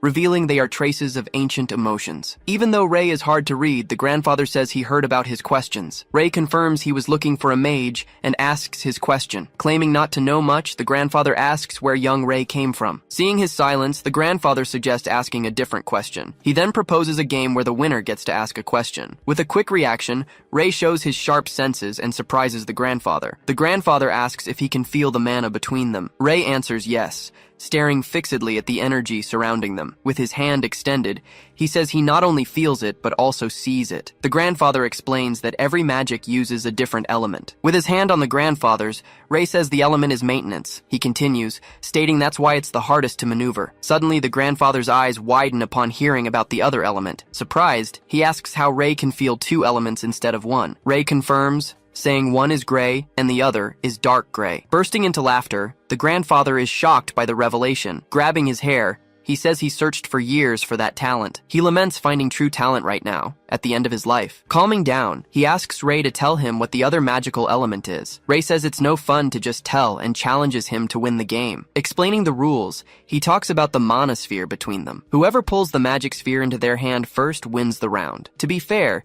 he offers to start with the sphere closer to Ray. Accepting the challenge, Ray agrees and prepares to start the game. With a gesture, the grandfather signals for the match to begin. Ray concentrates and tries to pull the sphere with his magic. In an instant, the sphere flies into the grandfather's hand, Who wins? Ray is completely shocked by his opponent's speed. Holding the sphere, the grandfather looks at him with a calm and serious expression. Being the winner, he announces he will ask the first question of the game. He asks who Ray learned magic from, receiving the answer that he learned it himself. Shocked, the grandfather says Ray has surprised him twice in the same day. Ray asks if a self-taught mage is rare, but he doesn't answer. Extending his hand, Ray says they should start the next match. Laughing at the situation, the grandfather seems to be enjoying the game immensely. Ray just watches, keeping his serious expression focused on the challenge. Winning again, the grandfather says he took this round too. He explains that the competition depends entirely on the ability to control mana. Clenching his fist, Ray realizes he won't get information this way. With a determined look, he decides he needs to use a different method. The grandfather then invites him to continue the game once more. Restarting the dispute, Ray tries to pull the mana sphere towards himself, but he uses a new tactic, creating an energy sphere in his other hand. Taken by surprise, the grandfather is pushed back by his new magic. Sphere in hand, Ray states there are no rules against interference. Seeing the strategy, the grandfather authorizes him to ask his question now. So he asks something fundamental, wanting to know what mana is. With a smile, the grandfather repeats the word mana, intrigued by the question. He explains that mana is the fundamental element that constitutes all things. He explains that very few humans are born with the ability to perceive mana. But he warns that just feeling mana doesn't mean being able to use magic. Ray asks if talent is the ability to manipulate mana. Confirming, he explains it's about separating and combining the elements of mana. He says magic is a way to explore oneself. He quotes a saying about mana finding those who are honest. With that phrase in his head, Ray seems to reflect on that important teaching. Starting the next game, he throws the mana sphere in the grandfather's direction. Seeing Ray's ability, he's surprised by the quick learning. Holding the sphere, Ray finally manages to win the round against him. Seeing that he won, the grandfather asks what his next question will be. With the doubt in his mind,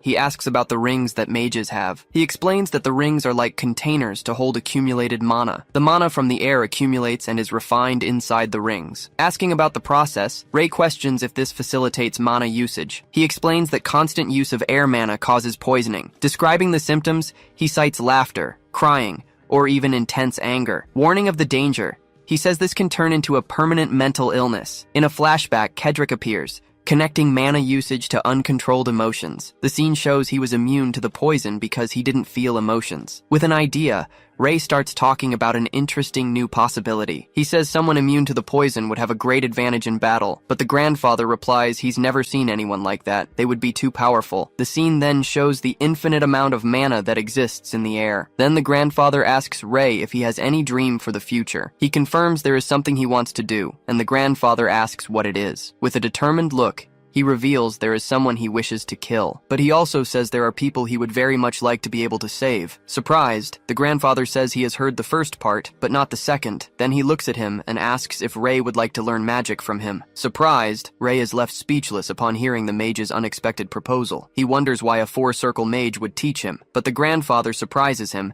saying he wants absolutely nothing from him. After a brief silence, he thinks a little about the offer received. With determination, he finally accepts the invitation to be his student. Hearing the answer, the grandfather seems satisfied with the boy's decision. With everything settled, he calls Veronica back into the room. She enters, and he invites her to sit together with them there. He then asks if she remembers why he adopted her. Confirming that Ray was looking for the rainbow, he begins to explain. He relates that the legend of the rainbow is a very ancient story. According to the legend, whoever finds the rainbow will have immense power, because that person will become an entity similar to a god. He then explains that a god is a being who can do whatever they want. With the new information, Ray understands the reason the other mage is looking for the item. Then Veronica begins asking her grandfather about the rainbow legend. Suddenly, an enormous object smashes through the window towards everyone. Seeing the attack, she becomes paralyzed, unable to move from the spot, but Ray protects her, blocking the object with his own hand. Even with his hand bleeding, he keeps her safe behind him. Amid the shards,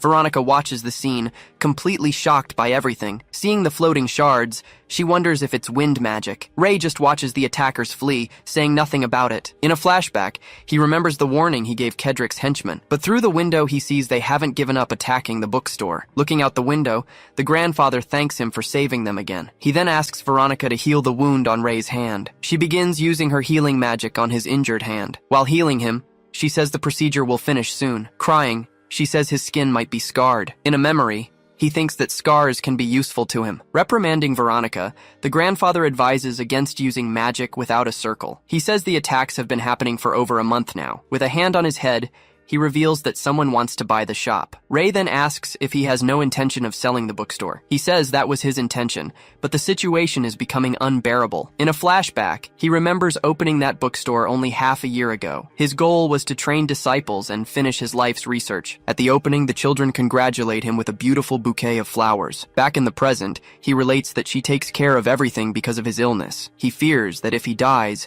things will only get worse for the children alone. So he decides to sell the place, but Veronica shouts that he can't. Standing up, she insists he absolutely cannot sell the shop. Grabbing his clothes, she reminds him that this was his childhood dream. But he explains that things don't always turn out as we wish. Head down, she repeats that she doesn't want to close the shop for anything. Crying desperately, she yells that she doesn't want to see him disappear forever. With tear-filled eyes, he calls her name, overcome with emotion. In that moment, he realizes he placed too great a burden on her. With a determined look, Ray makes an important decision right then and there. On another day, heavy rain falls over the city again. Lying in bed, the grandfather sleeps, suffering from the eternal sleep disease. Crying, Veronica explains he will sleep more and more until he doesn't wake up. She continues, saying he can only stay awake for a few hours. With a smile, she asks Ray to come back tomorrow to see him again. Already at the exit, she thanks him because his coat fit the grandfather. Then she says goodbye, wishing to see him again the next day. In a flashback,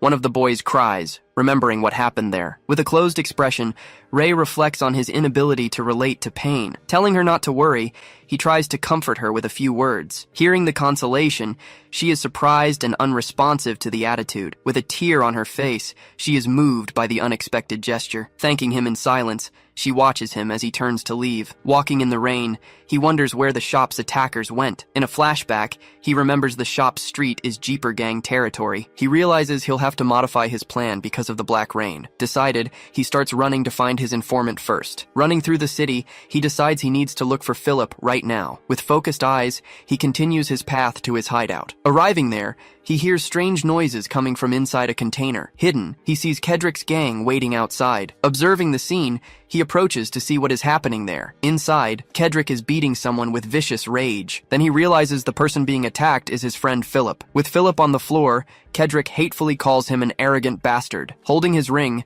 Kedrick starts yelling, unleashing his fury against him. His scream echoes through the place, scaring the members of his gang. He stops suddenly, turning with a confused and suspicious expression. Seeing the chance, Ray storms the container and kicks one of the members. With all the henchmen on the floor, Ray finally calls for Kedrick. Turning back, Kedrick recognizes him and asks if it's really Ray. Then he asks with a smile if Ray also has business with him. Looking to the side, Ray sees Philip lying gravely injured on the floor. With a very battered face, he seems to be almost losing consciousness. With Philip on the ground, Kedrick asks what Ray wants with him there. Seeing that Philip passed out, Ray worries about his friend's condition. In his thoughts, he remembers that Philip helped him in many ways. Bringing his hand back, he says he always pays his debts. With hand extended, he makes it clear that this is his rule. With a smile, Kedrick states their duel is only tomorrow. With his ring glowing, he asks if Ray really wants to fight now. Ray just stares silently, not responding to his provocation. Then he notices Kedrick is different, with stronger mana. Approaching, he warns he didn't go there to fight him. Then he asks why Kedrick did all that to Philip. Mockingly,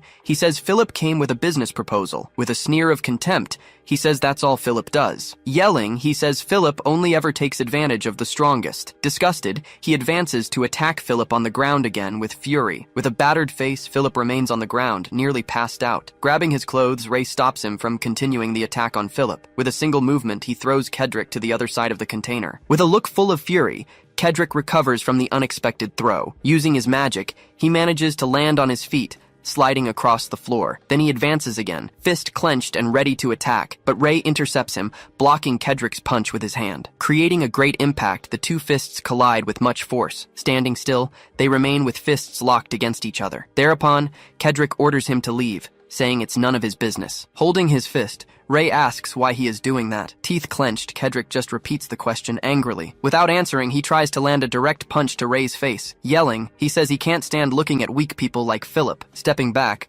Ray asks if he really hates weak people. Hand on his face, Kedrick says he despises and is disgusted by the weak. Fist clenched, Ray says that's no reason to hurt him. Then Kedrick punches the ground and orders him to get out of there now. He threatens him, saying he could end up just like Philip. With hate, he warns he'll show what happens in his territory. Ray just stares silently, showing no reaction to the threats. Jewel in hand, he thinks about using it to resolve the situation. Confused, Kedrick asks what he meant by another example. Arms crossed, Ray says there is a better method for making examples, but Kedrick tells him to stop stalling and get straight to the point. With a smile, Ray says he would do it in front of everyone. Kedrick falls silent, thinking about the suggestion he just heard. With Philip on the floor, he imagines the scene, agreeing with the idea. He then admits that isn't a bad idea, in fact. Ray suggests doing it on the day of the duel, since everyone will be watching. Looking at Philip, Kedrick asks what happens if he runs away. Hand on Philip's shoulder, Ray says he will be responsible. With a smile, Kedrick says Ray doesn't seem like the type to back out. Before leaving, he says he doesn't believe Ray would do that, but he threatens him, saying he'll have to take his place. As the door closes, they are left alone inside the dark container. Rushing to help, Ray goes to where Philip is lying in the corner. Kneeling, he asks if Philip is okay and if he can speak. Groaning in pain, Philip can barely move due to his injuries. With a serious expression, Ray realizes he's worse off than he imagined. Leaving there, he carries Philip to a safe place in the rain. Arriving at a building, he knocks on the door to ask for help there. The boy who opens it says they don't open up during the black rain. Eyes wide, he gets scared seeing Philip's condition. Shouting his friend's name, the boy panics at the scene. With Philip on his back, Ray asks for help with an exhausted expression. On a rainy night, the camera focuses on an isolated, silent building. Inside, Ray waits, sitting on a bench in the hospital hallway. He lifts his face, turning as he hears someone approaching. Jonathan arrives and announces that Philip has finally woken up and can receive visitors. In the room, Ray comments that Philip looks better. Philip thanks him for carrying him. Philip smiles, saying the important thing is that he's still alive. Sitting beside the bed, Ray asks why Kedrick was attacking him. Showing a flashback, Philip explains he was attacked while investigating new territory. Ray calls him bold, but Philip admits he just overcomes his fear. He adds that this happens whenever there's a chance for profit. Observing his aura, Ray realizes his motivation isn't purely materialistic. His eyes shine as he questions why Philip is so stubborn. Then he remarks that Philip seems to have known Kedrick for a long time. Surprised, Philip prepares to reveal the truth about their relationship. He reveals they were friends when they were just very small kids. Entering a flashback, Philip shows himself and Kedrick together as children. Running from a cook, he recounts that they were always weak on the streets. But when they found the hotel, they finally managed to get a place to stay. Smiling, Philip celebrates, saying they could finally open the hotel. Then, he asks Kedrick if he liked the new place too. Kedrick, however, looks away with a very serious expression on his face. Angrily, he questions if they are rats, and how long they would live in hiding. Seeing the reaction, Philip says his friend was never satisfied with anything. He explains that Kedrick was always angry and trained his body obsessively. Hidden, Philip watched him train, not understanding the reason for such dedication, until, half a year ago, Kedrick simply left and abandoned the hotel. Back in the present, Philip says he started fighting nonstop. Ray comments that just training wouldn't be enough for him to start winning. Philip agrees,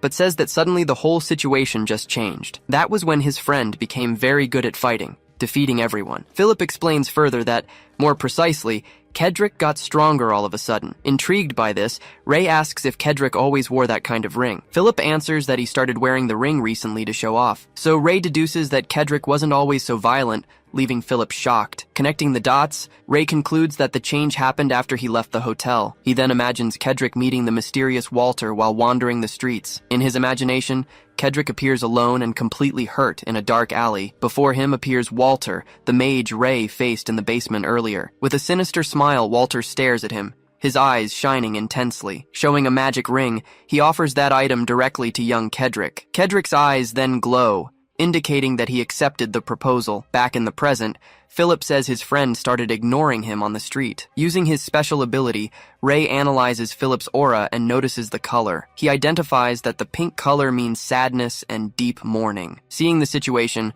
Ray asks if Philip would like to try talking to Kedrick. Ray insists, asking if Philip doesn't want to make peace with his friend. Philip stays silent for a moment, just averting his gaze. Suddenly excited, he replies that of course he does if he can. With a focused look, Ray prepares to explain his plan in detail. Then he invites him to the battle, promising a chance to talk afterwards. With a smile on his face, Philip calls Ray's name, seeming grateful. But suddenly he changes his mind, saying that's totally impossible. Placing his hand on his chest, he explains that he simply cannot enter there. Showing a map, he says only the 3 big gangs can enter. Ray calms him down, saying he already warned Kedrick that he would take him along. Disbelieving, Philip thanks him for going so far just to help him. Maintaining his seriousness, Ray says there is no need for thanks just yet. Revealing the condition, he says that if he loses, Kedrick will execute him publicly. Completely shocked, Philip asks if he will really be executed in public. Nodding confirmation, Ray says that if Kedrick beats him, he dies. Philip asks if he's kidding, but Ray denies it repeatedly. Ray asks if he's afraid, hearing back that the executioner is already there. Trying to calm himself, Philip tells Ray not to worry, insisting that he won't die. With a serious look, Ray asks if there is any chance he could lose to Kedrick. Touching his shoulder, Ray waits for his companion's final decision. Maintaining his serious expression, he stares back without saying anything at all. Finally convinced, Philip says he understands and will go with him. Satisfied with the answer, Ray notes that this was a good decision. He adds that he'll need a favor once they arrive. With that, he reveals there is a second condition, leaving Philip surprised all over again. From outside, Philip's voice echoed. He asked if Ray was serious. Trying to hide his nerves, he called it a bad joke. Ray reminded him of his own words. He'd overcome fear for an opportunity. Looking him dead in the eye, Ray warned him. This was a serious business proposal. Still hesitant, Philip pointed out the crowd. They were from the 3 major gangs. He added that the other gang leaders would also be there. Because of that, a massive amount of money would be gathered at the event. But he worried about getting out in one piece, even if the plan worked. Ray reassured him. They only needed to worry about beating Kedrick. With absolute confidence, he claimed even 100 of them wouldn't be a real problem. The two stared at each other for a tense moment. Made up his mind, Philip grabbed a paper and pen from the side table. He handed them directly to Ray, ready to seal the deal. Excited now, he asked Chairman Ray to start writing the contract. 2 days later, the scene shifts to a view of the big city. Arriving at Kedrick's hideout, the day of the big battle finally began. Inside a packed arena, the two faced off in the center of the ring. Amidst the crowd, Philip watched as others chanted Kedrick's name. From above, the other gang leaders observed everything intently. Face to face, Ray and Kedrick braced for the start of the confrontation. Meanwhile, the crowd commented on Ray being an outsider hunter. Elsewhere, the crowd shouted that Kedrick couldn't possibly lose. People began placing their bets, putting their money down on Kedrick. Seeing the action, one man wondered who would ever bet on an outsider. In the stands, one spectator claimed they weren't there to make money. Smiling, he said he just came to see Ray get destroyed. Analyzing the crowd, Ray identified auras of excitement and also greed. Kedrick questioned him about coming alone. He had broken their previous promise. With an annoyed look, he asked if Ray was ignoring his final warning. Ray just replied not to worry, guaranteeing that he would arrive on time. Just then, the doors opened. Philip appeared in a wheelchair. Surprised, the crowd turned, wondering who else was arriving. Kedrick stared for a moment, recognizing the newly arrived figure. Then the crowd shouted Philip's name, finally identifying the newcomer. Confused, they wondered if the hotel staff would dare interfere in the fight. Kedrick yelled at the crowd, ordering everyone to be quiet immediately. He explained that Philip was a guest for the post-battle show. Extending his hand, he asked if that wasn't true, awaiting Philip's response. Maintaining a serious expression,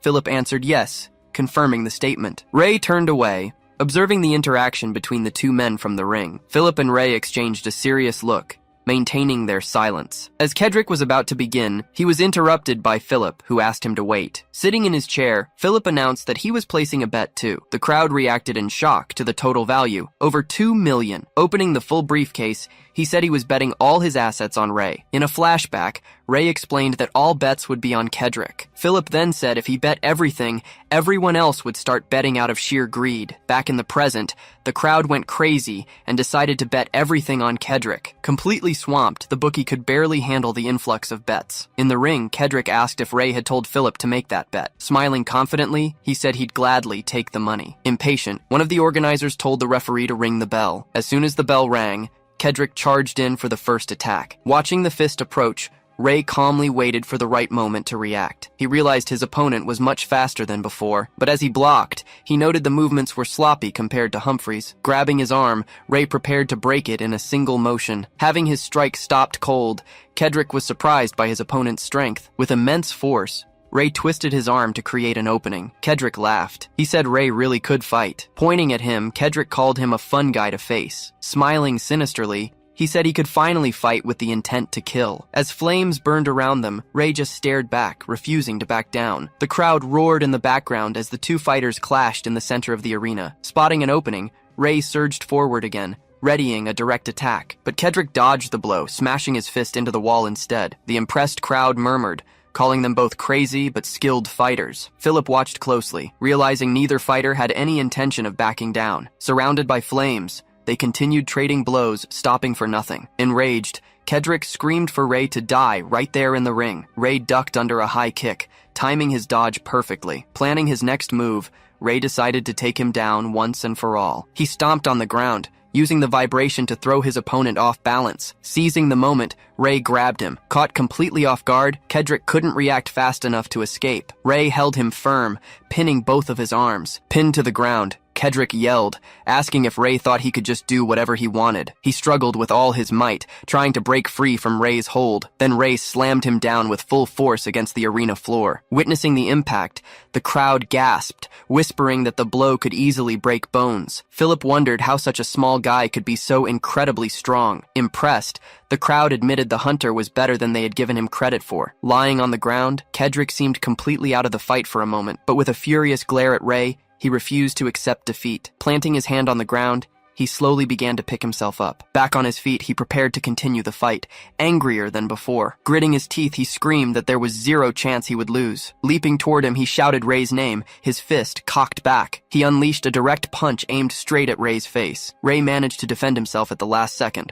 blocking the attack with his forearms. Keeping his arms crossed for guard, he continued defending against his opponent's heavy blows. Taking the hits head on, he struggled to withstand the impact. Realizing this wasn't going to end, Ray knew he needed a new strategy. His eyes focused, he remembered a lesson from his master. In a flashback, Niles explained that weight was the deciding factor in a fight. Back in the fight, Ray blocked another powerful attack from his opponent. Grinning, Kedrick continued his assault without showing any fatigue. Even though he was defending, the impact of the blows still hit him hard. In the flashback, Niles revealed that there was a way to overcome a weight difference. He explained that the technique to use was a joint lock. Back in the present, Ray stepped in and grabbed his opponent to counterattack. Using Kedrick's own momentum against him, Ray threw him over his shoulder. Landing on top, he quickly immobilized him with a rear naked choke. Pinned to the floor, Kedrick cursed him while trying to escape the submission hold. As Kedrick screamed, Ray just told him to submit and accept defeat. Refusing to lose, Kedrick activated the power of his magic ring. Using the ring's power, Kedrick managed to stand up. Seeing this,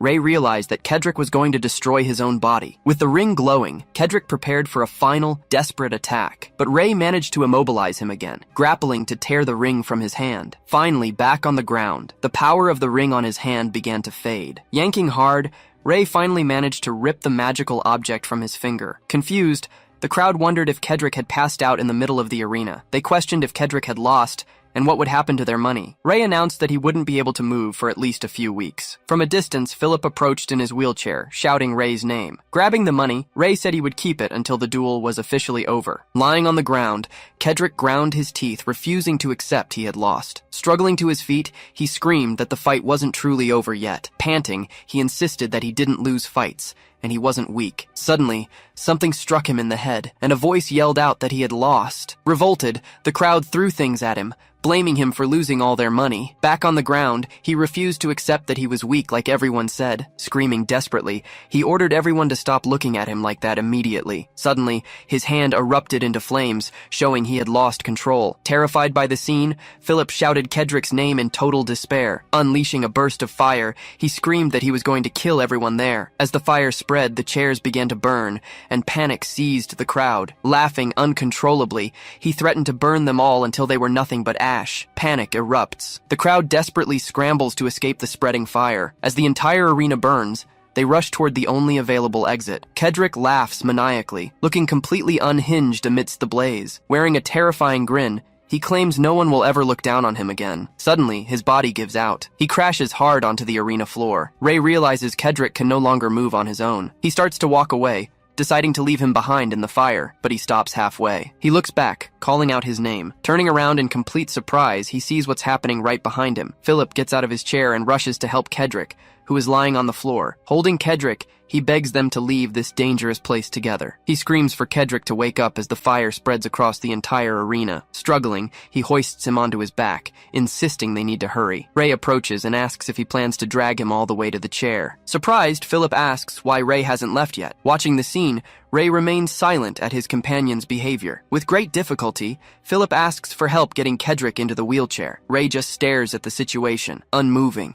wearing a displeased expression. Now seated in the wheelchair, Kedrick remains completely unconscious and still. Philip asks what they're going to do. Ray tells him to take Kedrick and leave. Offering the money, Ray is questioned by Philip about his own plans. He replies that carrying 2 people out of the fire would be too much, even for him. Smiling, Philip assures Ray that he'll be okay. Gripping the handle of a knife, Ray stares at him silently for a moment. The image of a wounded man appears, telling him to go to a better place. He then asks what Philip gains by risking his own life to save Kedrick. Denying any calculations, Philip says he didn't think much before acting that way. Insisting on the question, Ray wants to know the real reason behind his actions. Smiling, Philip answers that he and Kedrick are friends, and he just wants to protect him. Hearing the answer, Ray freezes completely, showing no apparent reaction. Finding it all strange, Ray just observes his companion's attitude. A flashback begins. He remembers the children and questions what friends actually are. In his memory, the children offer food, saying they are his friends too. Then, he remembers the group happily fixing his raincoat. Thinking of Niles, he recalls being helped because he resembled his brother. Pale explains that he saved him because he couldn't watch him freeze right in front of him. Smiling, Pale says he would save him again because they are friends. Then,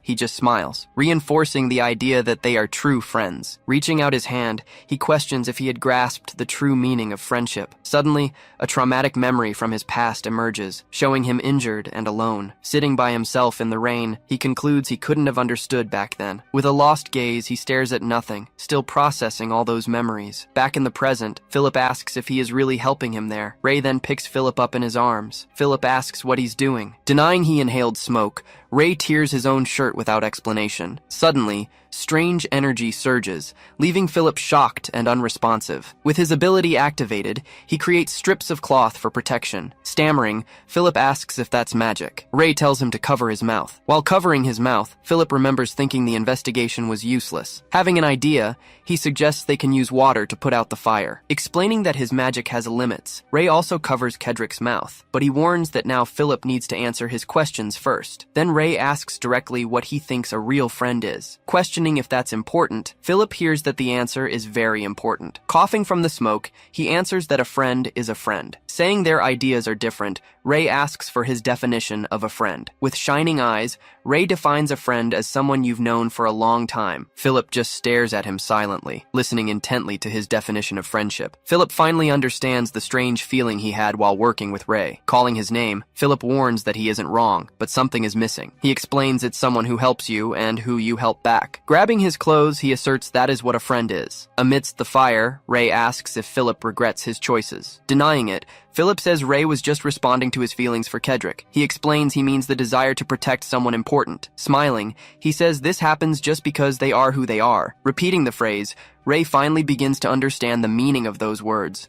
Suddenly, the structure above them starts to collapse, falling in their direction. Seeing the falling debris, the two brace for the imminent impact. Ray realizes it's too late. He's really going to die. In a flashback, he remembers the night he fought the golem. He wonders why he tried so hard, since he couldn't pay the children. He questions if that was truly the only reason for his actions. Denying it to himself, he realizes the true motive was something else entirely. His hand glowing, he finally understands what he really wanted back then. Concentrating his energy, he realizes he wanted to keep living with those people. Unleashing all his power, he creates an explosion to protect them from the wreckage. Shocked by the explosion, Philip just observes what is happening around him. Extending his hand, Ray reveals he just wanted to manage to protect them all from destruction. Inside the barrier, Philip shouts that Ray raised his hand out of nowhere and saved them. Scared, he asks if that was his magic again, surprising Ray. Telling him to stay still, Ray places his hand on his shoulder without hesitation. Using his ability, he begins to heal his companion's injured leg. Philip says it's impossible since his leg was completely broken. Next,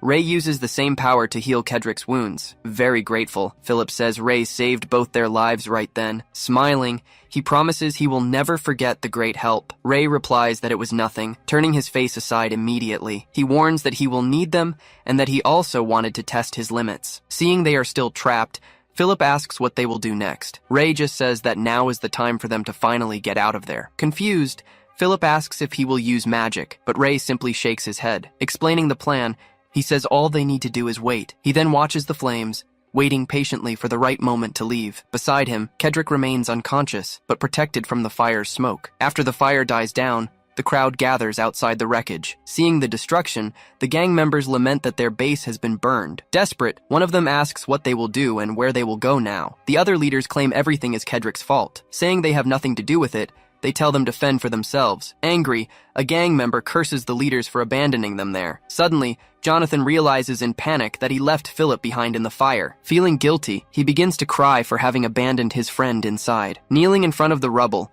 he stares at the smoke-covered entrance. The dense smoke then starts to dissipate slowly, revealing the passage. Crying, he looks up, noticing movement coming from the debris. Emerging from the smoke, a foot stomps down hard, breaking a piece of wood. Pointing to the entrance, Jonathan screams desperately for everyone to look in that direction. Walking out of the smoke, Ray calmly exits the arena wreckage. Shocked by the scene, the gang members can't believe what they are seeing. Behind him, Philip pushes the wheelchair with Kedrick still unconscious. Staring down the crowd, Ray warns them that if they really want to fight now, cracking his knuckles, he challenges everyone to try their luck against him once and for all. In front of everyone, he gets into position, ready to face the entire gang alone. Afraid of the threat, one of the gang members falls to his knees on the ground. Then, the others also kneel, showing their complete surrender to him. As the sun rises, the crowd just watches him in absolute silence. With a serious gaze, he stares at the wreckage like the new leader of the place. A tense situation was brewing in front of a large warehouse. Watching from above, some boys wondered why Philip was hanging around Kedrick's crew. Upon arrival, Ray stopped dead in front of the main building's entrance. He led Philip and the group of laborers to the door of their new shelter. Turning to face them, Ray told everyone to wait there until further orders. But Philip interrupted, asking him to hold on a second. Looking back, he focused on a boy who had hung back from the group. The boy was called to come inside, but he stood completely paralyzed. Crying, he said he couldn't return after abandoning Philip when he needed him most. Philip replied that it was okay. He would have done the exact same thing in his shoes. Saying he held no grudges, he invited him in, telling him this was his home now. After apologizing, the boy embraced him. Philip then asked if he could come in. Not understanding the reason for the question, Ray just told him to suit himself. Thankful, the group finally entered, with one mentioning that Ray was a good guy. Seeing all this, the other boys wondered if the hunter had taken over the hotel. Flashing a confident smile, Philip said that if they played their cards right, everything would get better. With a loud rumble, the large warehouse door finally opened for the group. Inside, everyone swarmed them, asking if Philip was okay and if he had won the duel. Seeing Kedrick's condition, the group commented on how injured and exhausted he looked. Philip didn't know how to move Kedrick, but then he heard Ray simply tell him to move out of the way. Wasting no time, Ray scooped Kedrick up, lifting him out of the wheelchair. Carrying the boy, he walked through the crowd as they parted to let him through. Later, Philip asked Ray about the things he had seen in the arena. Silent for a moment, Ray replied that he could use magic. Philip said he understood now, but knew he needed to handle the topic with care. Changing the subject, Ray said he preferred to settle their financial accounts first. He showed him the total gambling winnings, which added up to a small fortune. Handing over his share, Ray said he also wanted to make an important request. Curious, Philip asked what the request was. As Ray pushed the money toward him, he explained that their base had been burned down and asked Philip to find a new location. Adjusting his glasses, Philip told Ray to let him know if the payment wasn't enough. In response, Ray offered to find a base himself and also acquire the necessary furniture, but he refused to accept the money, leaving Philip curious as to why. Explaining, Philip said the split was wrong. Ray deserved much more. With a weary expression, Ray asked why he was worrying about that. Then Philip pushed a stack of cash toward him, insisting he just take it. Pushing the money back, Ray stated firmly that he couldn't accept it. Ray said he didn't understand, and Philip didn't know how to react. He then used his ability to analyze the energy emanating from young Ray. Noticing the scan, Ray asked if Philip happened to be worried about him. Philip questioned why he would worry about him, the strongest person in the sector. He clarified that he'd only be worried about the potential victims if Ray were an enemy. Still insisting, Philip said it wasn't concern, but about splitting everything fairly. He then proposed thinking of it as an investment in the security of his business. Finally seeing the logic, Ray agreed, and Philip perked up at the new deal. But then a boy warned them that Jeffer and Lotson had arrived with all their subordinates. Philip was clearly surprised, but Ray faced the situation with complete calm. Walking down the corridor, Ray explained that they had heard about the money and had only sent lookouts initially. He revealed he already knew about the spies,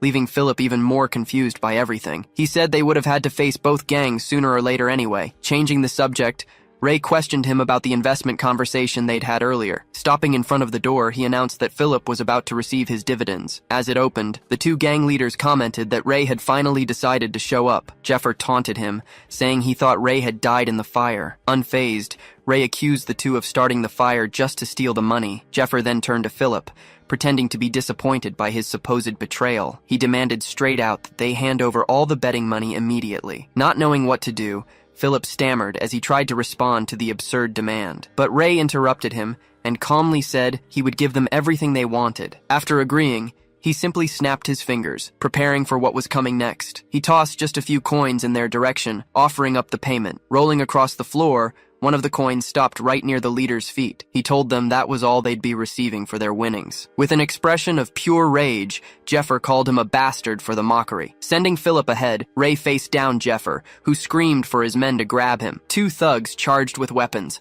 yelling that he shouldn't have interfered. Seeing the weapons closing in, he braced himself for impact. Then, he activated a ring on his finger, ready to finally strike back. Ring on his fist, he stared down the two men rushing toward him. He lunged forward, intercepting their blows and shattering their weapons with his bare hands. The force of the block shattered the spiked bat instantly. Confused, Jeffer watched the boy render his metal pipe useless. Ray grabbed both men by their faces and slammed them hard onto the ground. With the two leaders down, Ray glared at the rest of the watching gang. Frozen, the other thugs just watched, unsure what to do. Bracing himself on the ground, he challenged the rest of the group, daring them all to come at him. One man yelled for everyone to attack, claiming Ray was already exhausted. Following the order, the entire gang rushed him, weapons drawn. Surrounded, he started fighting back, hitting multiple enemies at once. With his ring active, he kept fighting, showing zero signs of stopping. Amidst the chaos, he landed a direct hit on a thug's face. Without pausing, he attacked another enemy with a powerful punch to the gut right there. Watching from afar,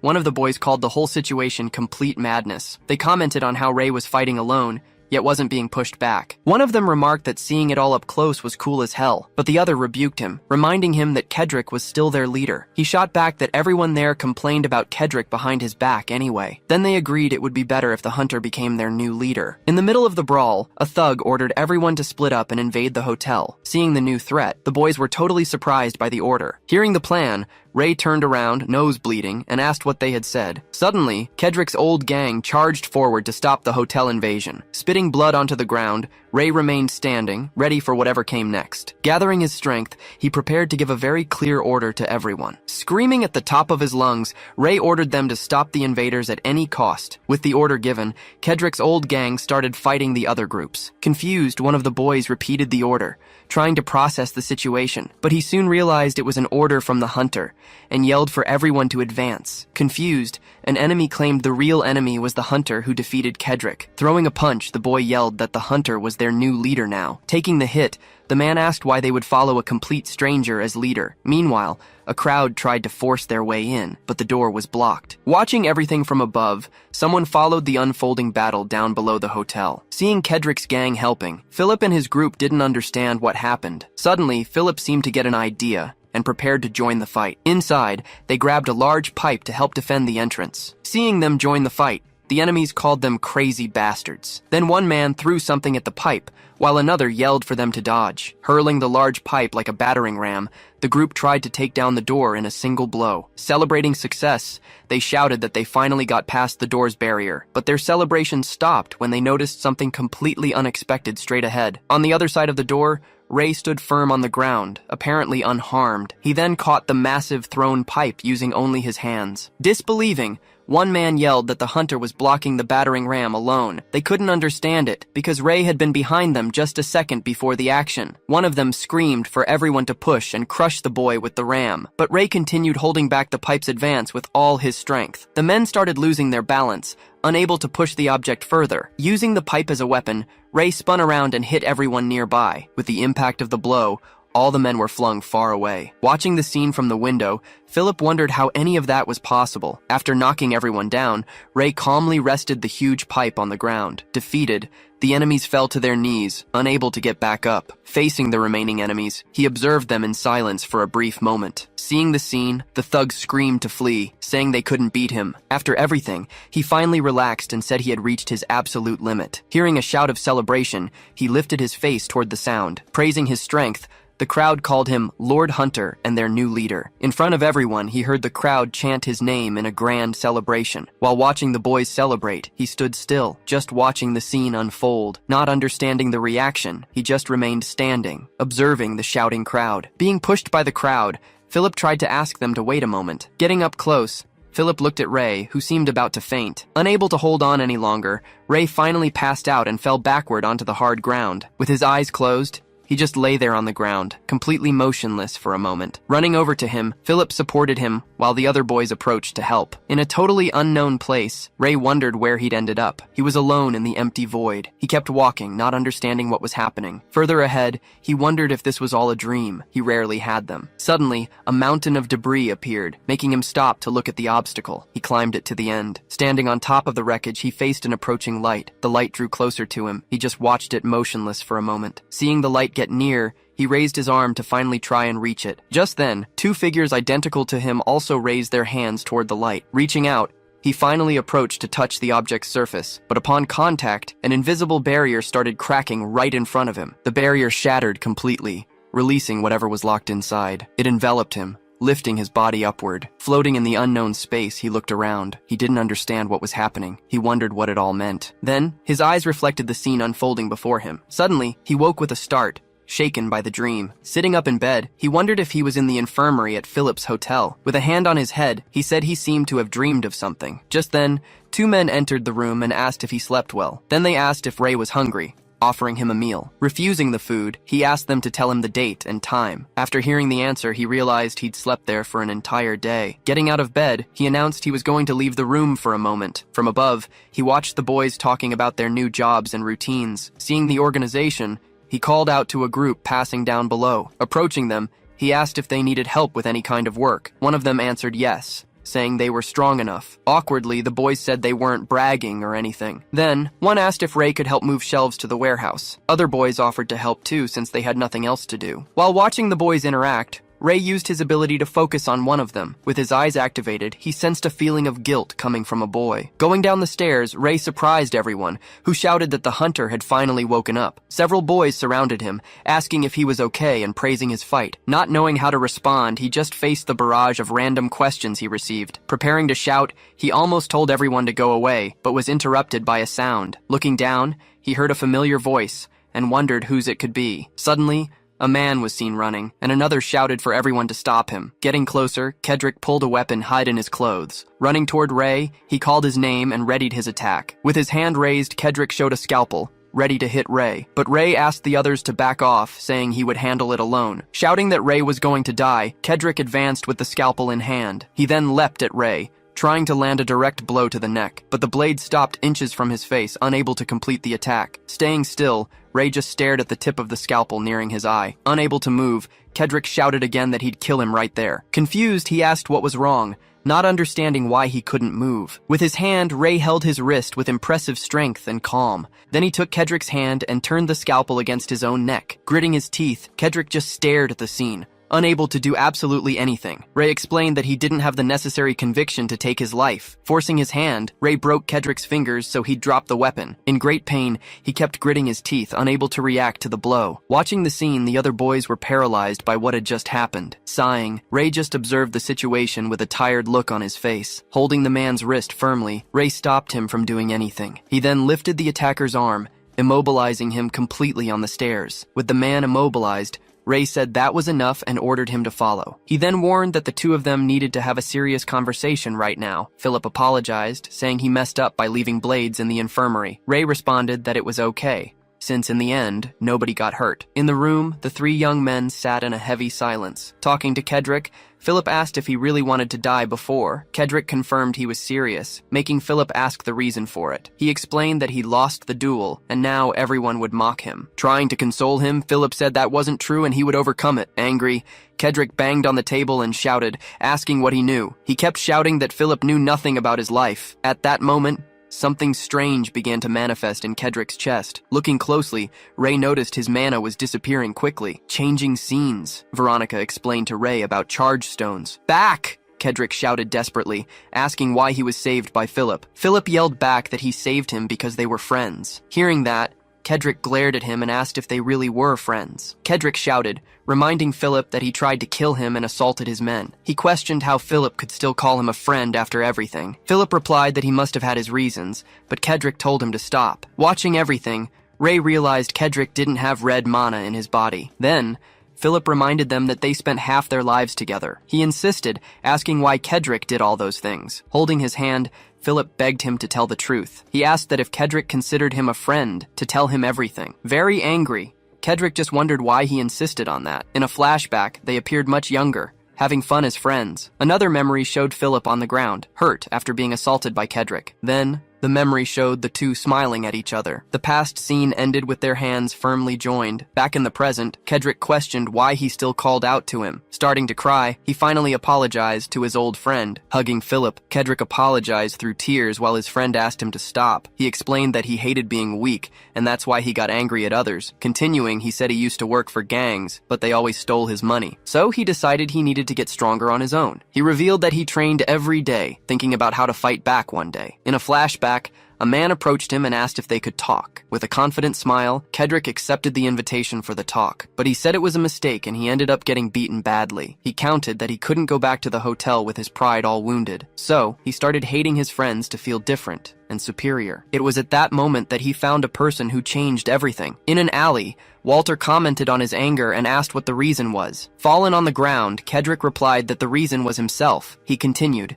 saying he hated himself so much he couldn't take it anymore. Hearing the answer, Walter smiled and asked if that was really true. Offering a ring, Walter ordered Kedrick to take it immediately. Then he explained that the ring would help with a rare disease. With the object, Kedrick lifted a huge weight without any difficulty. Walter warned him never to take off the ring, or the disease would return. Then he suggested forming a group to receive a bigger reward. Back in the present, Kedrick said he accepted the deal right away. Then, Ray interrupted him, saying he didn't get strong by curing a disease. He revealed it was all magic, showing the ring as proof. Desperate, Kedrick shouted, asking what he was saying, and asked for the ring back. Unable to believe it, he stared at the two completely paralyzed and silent. Explaining about mana, Ray said Kedrick had been deceived by magic. Looking at the flames, he repeated the word magic, totally in disbelief. Putting his hand on his head, he finally understood that it was all magic. He regretted not getting strong alone and returning to being weak, but Ray calmed him down, saying he didn't need to go back to being like that. Ray then placed the ring on the table, leaving Kedrick very surprised by this. Holding the ring, he warned that Kedrick only needed to follow his orders now. He guaranteed Kedrick would benefit much more from this alliance. Understanding nothing, Kedrick just stared back, waiting for an explanation. Bowing, Kedrick thanks them both and says his goodbyes before leaving the room. Right after, the apartment door clicks shut behind him. Then Philip asks if Ray is seriously making Kedrick the new lieutenant. Ray confirms the plan. He says he's leaving as soon as his work is done. In a flashback, Kedrick asks if Ray will teach him how to really fight. Explaining the technique, Ray tells him he'll be able to overcome size differences. Back in the present, Philip thanks him for looking out for his friend. He continues, saying that making peace was a very smart move. According to Philip, suppressing others with force isn't the best option. He warns that it can end up generating a lot of resentment and even lead to revenge. Reflecting on the subject, Ray wonders about problems he's had in the past. He believes oppression is best, but admits it doesn't generate loyalty. With that, Philip suggests using rewards, like the fighting lesson promised to Kedrick. Ray stays silent for a moment, seeming to think over the advice he received. Changing scenes,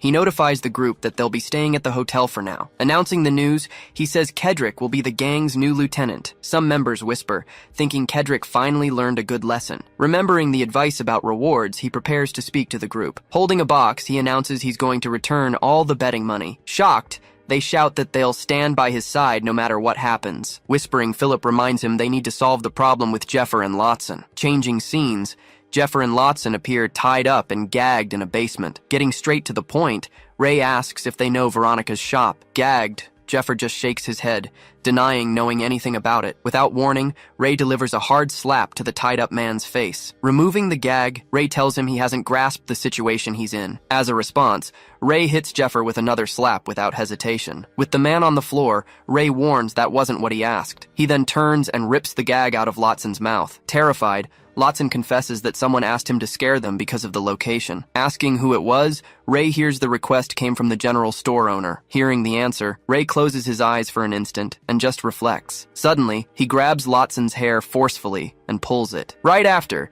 he lands a sequence of brutal punches on the man's face. With his face battered, Lotzen can only grumble in pain on the floor. Covered in blood, Ray screams in rage after the assault he committed. Observing the scene, Philip concludes that this is Ray's true way of acting. Meanwhile, Philip continues to analyze the situation with great attention and care. Understanding the plan, he sees the action serves as an example for everyone. He realizes that if it's a calculated act, it is very cold and effective. After the beating, Ray gives the two fallen men a new task. Warning them to do it carefully, he tells them not to cause problems for the group. Threatening both of them, he says he'll hunt them down if anything goes terribly wrong. Terrified, the two men just moan in fear on the warehouse floor. Carrying the men on their shoulders, gang members leave the scene at night. Changing scenes, the group gathers for a big celebratory feast. At that point, one of the guys asks if anyone has seen the hunter around. He wanted to bring food, but Ray was already outside, alone. Looking out at the city, he stands with crossed arms, observing everything in silence. Philip's definition of friendship reappears in his mind now. Then the children appear, the only ones he has ever shown concern for. Afterward, he considers that he would also like to be able to call Niles a friend. Lying on the sofa, he asks himself if one day he will have friends again. He concludes it will be difficult,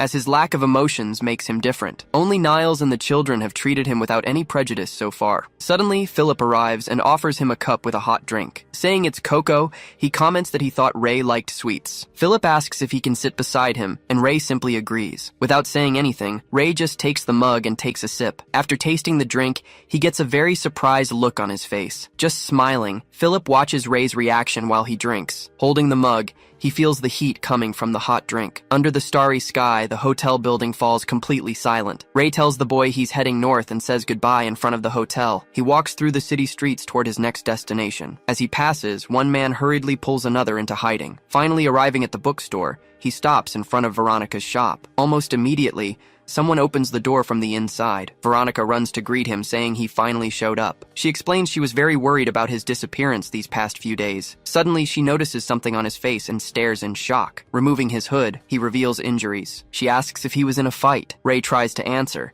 saying everything is perfectly fine. She denies it, saying he is not well, and starts using magic. Energy begins to concentrate right in front of her for a healing spell. Surprised, he watches the magic she tries to use on him. Just as she's about to heal him, she yells, realizing her mana has simply run out. Healing himself, he says he already took care of the wounds alone. Apologizing, Veronica says she didn't even think about that because he looked so hurt. Saying it's okay, Ray tells her it's time to finally see her grandfather. As he climbs the stairs, he calls out to ask a direct question. Looking back, he asks if she considers him a real friend. Surprised by the question, she stammers. He confirms what he just said. Reflecting on friendship, he wonders what criteria people use. Meanwhile, she thinks about how he saved her twice even though they haven't known each other long. Ray just waits for her answer, watching her in complete silence for a while. After thinking it over, she finally makes a decision about him. With a big smile, she confirms that yes, he is her friend. After hearing her answer, he just continues up the stairs to see her grandfather. Running after him, she calls out and asks for his answer. When he turns around, she asks if he also considers her a friend. They stare at each other for a moment, creating a tense atmosphere. Bluntly, he answers, no, leaving her totally shocked. Red-faced, she is completely speechless after his reply. Suddenly,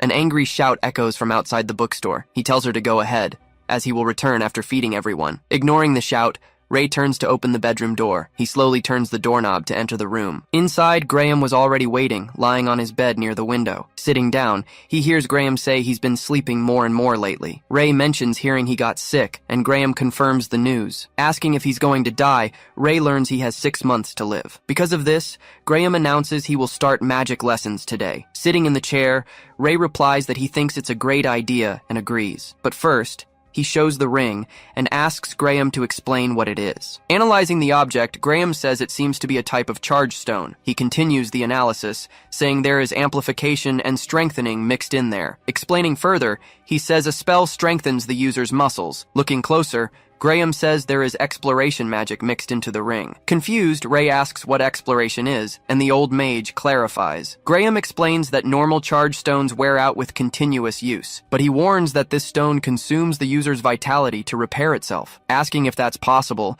Ray learns that vitality is mana. Graham then says that not just anyone creates this dangerous spell. Ray tells him the ring belonged to the previous leader, who got it from someone in Merc Red. Hearing the name, Graham's eyes widen, completely shocked by the information. So Ray asks if he knows the group, and Graham says it's impossible not to know them. He describes Merc Red as the most dangerous organization in the entire underworld. According to him, the group deals in all kinds of crime and is very secret. He reveals that the great danger is that they are all powerful mages. Ray asks if mages are common, but Graham immediately denies it. He explains that the red gem is the group's symbol and represents their addiction to mana. Impressed, Ray comments that Graham knows a lot about this secret organization. Remembering the past, Graham says he spent his youth searching for the so-called rainbow. He reveals that the story is known among rainbow hunters. With a serious look, he reveals that Merc Red possesses part of the rainbow. Receiving the news, Ray is completely paralyzed, unable to say a word. He questioned what he'd just heard. Was the rainbow just something in the sky? Graham explained that he found the Merc Red gems during his research. Seeing the item's high quality reminded him of an old story. As a gem of infinite light, the rainbow was a source of mana. Asking for a better explanation, he wanted to know what happened to the gem. So,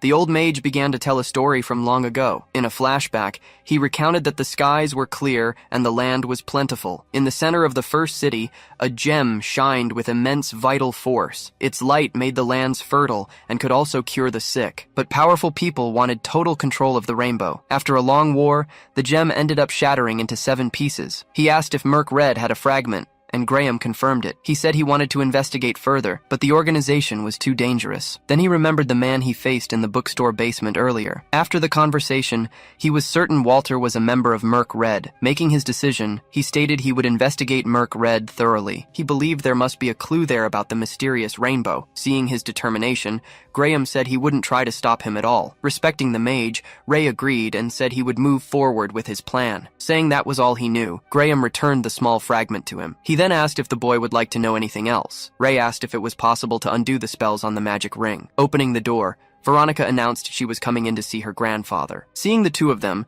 Graham announced he would start the lesson with the basics today. To begin, he explained that all magic starts with the formation of a circle. He continued, saying that circles prevent dangerous mana addiction. Passing through the circle, mana is refined according to each person's traits. Thus, there is a restriction on which spells each person can use. Remembering the mages he knew, he noted they all had different colored mana. To continue, he asked Veronica to explain the method for forming a circle. Starting the lesson, she said the first step is to gather mana in the hands. She then recommended he use a type of mana he already masters well. Next, the mana must be sent through the arms until it circulates in his heart. With the energy flow, a circle forms around the heart. Maintaining focus, she warned that the speed must increase without ever stopping. This movement needs to become increasingly fast and constant around it. Suddenly, the mana circle she was creating ended up undoing itself completely. Looking at her hands, she was surprised to have failed the demonstration. She explained that you need to maintain total control of the mana until the end. Graham told her not to be sad, as she was improving a lot every day. Even so, she regretted not being able to show him the complete circle. Graham asked if Ray would like to try doing the same process now. Closing his eyes, he focused to start the first stage of the spell. He began remembering the various types of mana he had used before. Following instructions, he pulled a type of mana he already knew well. Gathering red mana, he took it to his heart to begin. With the energy, a mana circle started spinning around his heart. Suddenly, a huge amount of mana exploded around his body. Keeping his concentration, he started sweating heavily from the effort. Seeing the scene, Veronica was completely shocked and didn't understand what was happening. So she asked her grandfather how he could do that like that. With his body almost exploding, the energy expanded throughout the room. Clutching his chest, he struggled to endure all the pressure on his body. Remembering his battles, he knew he had to endure whatever came next. For his goal, he remembered the children he needed to protect from everything. With wide eyes, he realized something very strange had happened there. Touching his chest, he wondered where the mana he gathered had gone. Instead, A different energy now began to surround his entire heart. Soon after, the red mana started spinning again with much more intensity. Finally, the energy stabilized, forming a perfect circle in his chest. With stabilized energy, a perfect mana circle formed in his heart. Looking down, he saw the mana circle glowing in his chest. Opening his eyes, he was totally paralyzed by the result of his spell. Touching his chest, he realized he finally managed to create his mana circle. Excited, Veronica held his hands, saying that was simply incredible. Smiling, she shouted that he actually managed to create a magic circle. Shaking him, she called him a genius, making Ray reflect on the word. Graham said that even he, a prodigy, took 3 months to achieve it. Asking for calm, Ray heard Graham say he is much more than a genius. Analyzing the circle, Graham explained that its elements are strengthening, weakening, and regeneration. Furthermore, he stated that all types of mana exist within Ray. In the scene, examples of mana appeared, like red, pink, and white. Surprised, Ray asked if Graham could see the mana inside his circle. Responding that he could feel it, Graham advised him to hide the circle by stopping the flow. Concentrating on his chest, he tried to stop the energy flow of the magic circle. The mana flow then interrupted, and the magic circle completely disappeared. Offering advice, Graham said it's better to hide the circle in daily life. Concluding, he explained that the circle needs to be exposed to use magic. Graham observed that he didn't seem the least bit tired from the process. Suggesting a test, Graham warned he would use a spell for him to copy. Joining his hands, he started concentrating his mana for the spell. He then created an object with a very complex shape using his magic. Asking if he could do it, Graham left Veronica completely unresponsive. She was shocked, as the magic was very complex and without any explanation. Without hesitating, Ray began replicating the magic object perfectly right away. Seeing that, Veronica and her grandfather were completely shocked by the scene. To test him further, Graham created other shapes much more complex than the first. He continued, even creating statues to see the boy's limit. Completely shocked, Graham admitted that his power surpassed all expectations. With the test finished, the old mage lay on his bed, very tired. Outside the room now, the two started talking about the test. Impressed,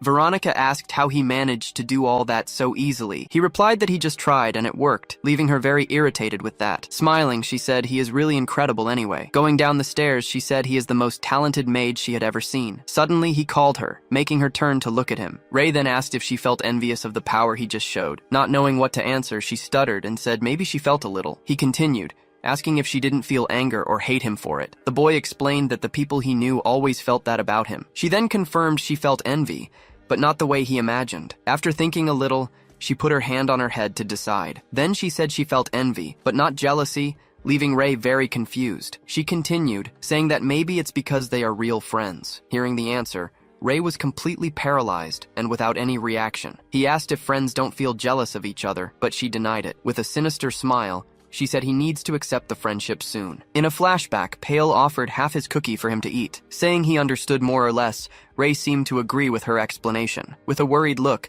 Veronica stared at him in silence for a brief instant. Walking ahead, she said he really is a very strange boy. He just heard her comment without responding or showing any reaction. He then called her by name, making her ask what he wanted. With a serious expression, he asked if she could teach him to read. She repeated the question, wondering if she herself could do such a thing. With her hand on her face, she seemed to think about the proposal he made. Full of determination, she shouted that she would teach him to read anyway. Before they started, she warned there was something to be done first. He stared at her, expecting her to ask for something dangerous in exchange for the favor. Preparing for the worst, he asked what he needed to do for her. Smiling, she ordered him to go take a bath on the second floor. Totally without reaction, he heard that she was going to get clean clothes for him. The scene shifts to the bookstore, focusing on Veronica. She turns suddenly, asking Ray if he's finished up. Just stepping out of the shower, Ray loudly asks where he should leave his towel. Seeing him in that state, Veronica turns bright red and freezes completely for a moment. He notices her staring and asks why she's looking at him like that. Reacting with a jolt,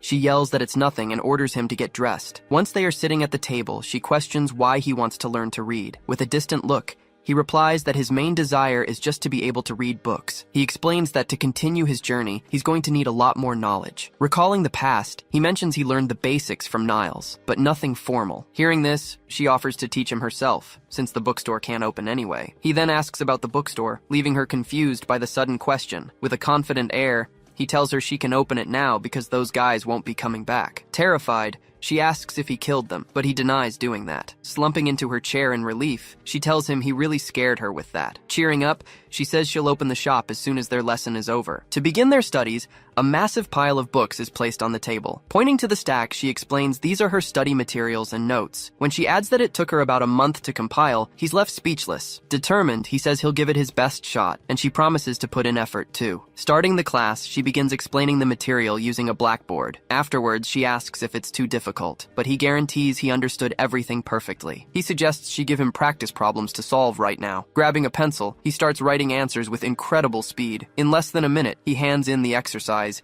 saying he's finished. Correcting the first question, she sees his answer is completely right. Looking over the rest of the page, she's shocked by the results. Smiling, she shows him that he missed only a single question on the test. Happy, she says. At this pace, they'll advance through the material very quickly. Suggesting they stop for today, she adds there's one more thing to discuss. With a serious expression, she reveals she has a request for him. A bit awkwardly, she asks him to observe her while she casts a circle. He replies that he doesn't think he'd be much help since he doesn't teach well, but she insists she only wants him to watch and give his opinion. He agrees to do it as payment for the lessons. With a huge smile, she thanks him for accepting. Returning to organizing, she starts tidying the books stored in the shop. While she works, he asks if he can read the books lying around. She lets him, but asks if he can manage it alone yet. To help, she tells him to look for a dictionary on a specific shelf first. Carrying things, she explains the book helps with words he doesn't know. Curious, he asks if the dictionary defines rainbow. Unsure, she says, since that's related to magic, probably not. Grabbing the book, he says he understood her explanation. Suddenly, a different book on the shelf catches his eye. Standing out from the rest, it begins reacting to his presence. Taking the book, he holds it firmly. With his magic, he can now levitate several heavy books simultaneously. He realizes the ring's mana makes everything easier, and plans to test other spells. Analyzing the ring, he discovers the mana is divided into red, pink, and white. Remembering the past, he recalls the difficulty he had using one specific type. Now he notices the mana inside the ring no longer feels so rigid. He understands he can discover new spells through experimentation, but for some reason, he feels a great reluctance to continue testing. It becomes clear then that pink mana is directly linked to sadness. A painful memory from his past resurfaces, acting as a self-protection instinct. Because of this, he developed a strong repulsion to anything linked to sadness. Back to reading, he confirms the word he sought isn't in the dictionary. Flipping through the book, he suddenly finds a very familiar symbol. He's shocked to realize what it actually means for him. Standing up abruptly, he warns Veronica that he needs to leave for a moment. Confused, she asks where he's going, but he just asks her to leave the books. Running out of the store, he finally understands what was really happening. He realizes that man's real objective was something else from the very beginning. In the book, he finds the word offering, and its meaning tied to a ritual. An image of an animal sacrifice perfectly illustrates the concept. With this information, he starts connecting the dots regarding that man's plan. It became clear the intention was to offer street children for some kind of ritual. It all seemed directly connected to the red gem in the magic ring. Putting the pieces together, he remembers that Kedrick's group was nearing 66 members. So, Walter was just waiting for Kedrick's final report on everyone. Later, he goes to a restaurant and finds a table full of food. Totally surprised, he mentions he only ordered a simple drink. Smiling, the boy explains that the other children paid for everything. Asking about Walter, he discovers the man was 3 hours late today. He secretly shares that he saw Walter smiling, saying the time was coming. Thoughtful, he eats a little while analyzing all the new information. Meanwhile, the scene shows the Grand Merc Red building with a rainbow. Heading underground, he knows he can't investigate without knowing when they'll return. Standing in an alley, he seems to consider his next move. Walking down the street, he spots a small group of boys chatting ahead. He keeps watching, staying silent and attentive to the group's movements. Meanwhile, one boy brags that he punched someone. Coming up from behind, he puts a hand on the boy's shoulder and asks for his attention. Annoyed by the interruption,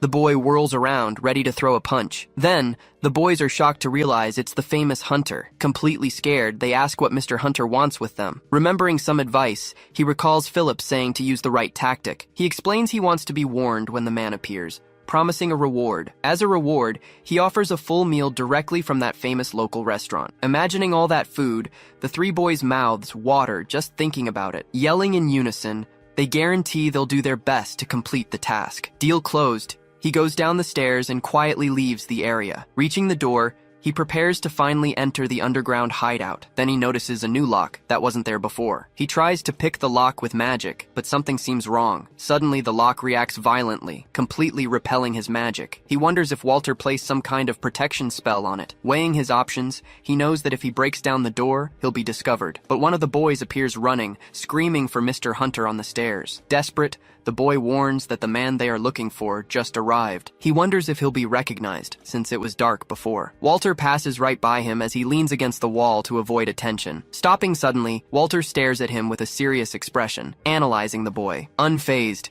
he just stares back, maintaining his firm posture. Seeing he wasn't recognized, he's relieved to have gotten the information. Cutting to the next day at noon, the scene shows an overview of the city. Leaning against the wall, Ray and Kedrick wait together for the upcoming meeting. Kedrick seems a little insecure about the plan, but Ray tells him to just obey. Suddenly, the boy is shocked to realize the figure approaching them. Arriving with an intimidating presence, Walter walks toward the two young men. With a serious look, he stares at them from afar, showing no emotion. Bowing, Kedrick greets him, saying, "It's been a long time, Professor." Walter tells him to stop with the formalities and show his face. But before the report, Walter interrupts him, putting a hand up. Looking at the boy beside him, he asks directly who that is. Explaining the situation, Kedrick says the boy is the group's new vice leader. With a quick gesture, Walter grabs him and orders him to raise his head. Getting close to his face, the man asks his name in a threatening tone. After a short pause, he answers the man with the name Niles. Raising his face, he reaffirms with conviction that his real name is Niles. Analyzing the boy, Walter seems to accept the explanation. He then tells him to work hard,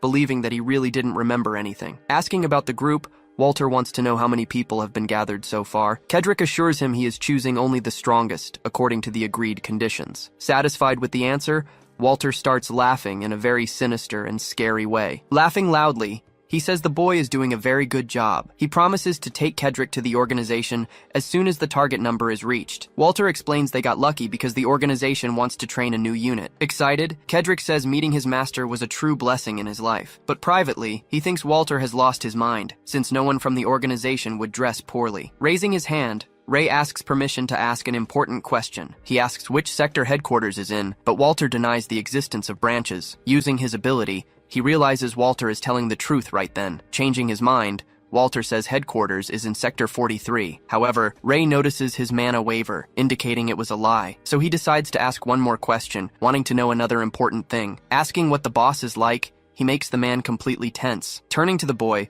Walter seems to think carefully about his answer. With a frightening expression, he slowly repeats the word boss. Then he seems to go into a trance, repeating the same word. In his mind, an image appears of him bowing before a giant figure. Coming back to reality, he says the boss is an incredibly amazing person. He continues, saying no one would dare even look in his master's direction. Using his ability, Ray detects a strong feeling of admiration coming from the man. But he can also perceive an overwhelming fear within that admiration. Changing the subject, Walter asks when Kedrick is moving to the new location. He then warns he'll be back in 3 days to check on the new boys. Seeing the man turn away, Ray discreetly activates his ability again. With a hand movement, he creates a trail that starts following him. The trail extends, marking the entire path Walter is taking. Then he realizes Walter is releasing his mana entirely on purpose. Using the whole factory as a canvas, he draws a huge circle on the floor. With one last movement, he finally completes the drawing of that massive magic circle. Then he puts his hand inside his coat to grab something hidden. He pulls out several hidden pieces of a broken gem. Scared,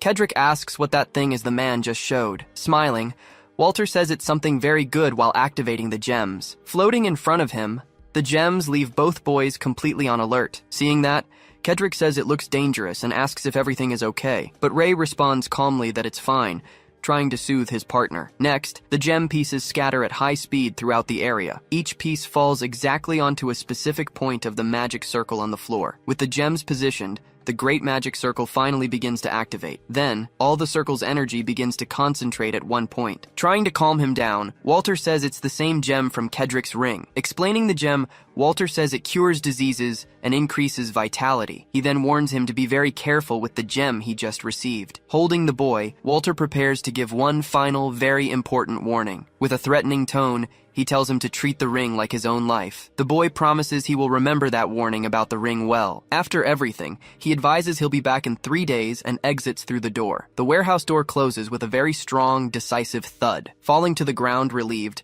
Kedrick screams that the man finally left. Still on the floor, He asks what Walter is planning to do with all of that. Ray responds calmly that that is exactly what the two of them are going to find out. Sending him back to the hotel, Ray lets him know he still has something to do there. Alone in the warehouse, he observes the large magic circle from upstairs. Analyzing the design, he realizes it's related to some kind of magic. So as not to forget, he begins writing everything he is observing in his notebook. But he mentions he already knows someone who might have an idea of what it is. Back at the bookstore, Ray sought help from an expert. He opened his notebook, showing the sketch he'd made of the complex magic circle. Presenting the book, he waited for a detailed analysis of his discovery. Graham immediately asked if the drawing had anything to do with the Merc Red executive. Taken aback, Ray confirmed it, wondering how the mage had guessed the situation so quickly. With a long, heavy sigh, the old mage revealed his deep concern. He warned Ray that he had gotten involved in something dangerous, confirming that it was indeed a magic circle. Confused, Ray asked about the circle, and the mage confirmed his fears again. Explaining the technique, he said it drastically amplified the power of a spell, but as he analyzed the drawing more closely,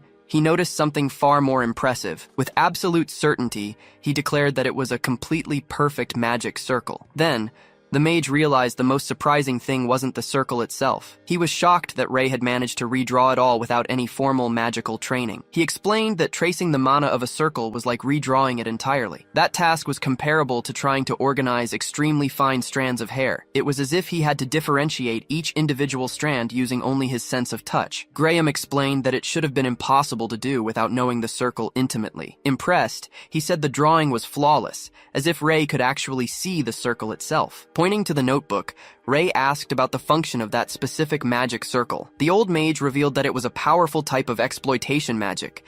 He said it was the exact same spell cast on the ring Ray had shown him earlier. Confirming the suspicion, Ray noted that the magic was the same, but much stronger this time. With a grim expression, Graham began to explain what happens when the ritual is activated. Inside the circle, a person has their vital energy completely drained. Unable to react, the target has their energy forcefully extracted by the magic circle. Transformed into a vortex, their life force rises straight into the sky. When the process is finished, only dark smoke remains at the ritual site. He explained that the victim's life force converted into pure magical power. Hearing all this, Ray finally understood exactly what was happening. Putting the pieces together, he concluded that the gang was going to be used as a sacrifice in the ritual. But a doubt still lingered in his mind as he analyzed the situation. The mage explained that a human couldn't use such concentrated mana directly. He continued, saying that life mana was toxic and would poison the user. Therefore, the mana was used to strengthen a magical creature or tool instead. The mage added that there was no reason to strengthen an ordinary stone, as they had limits. However,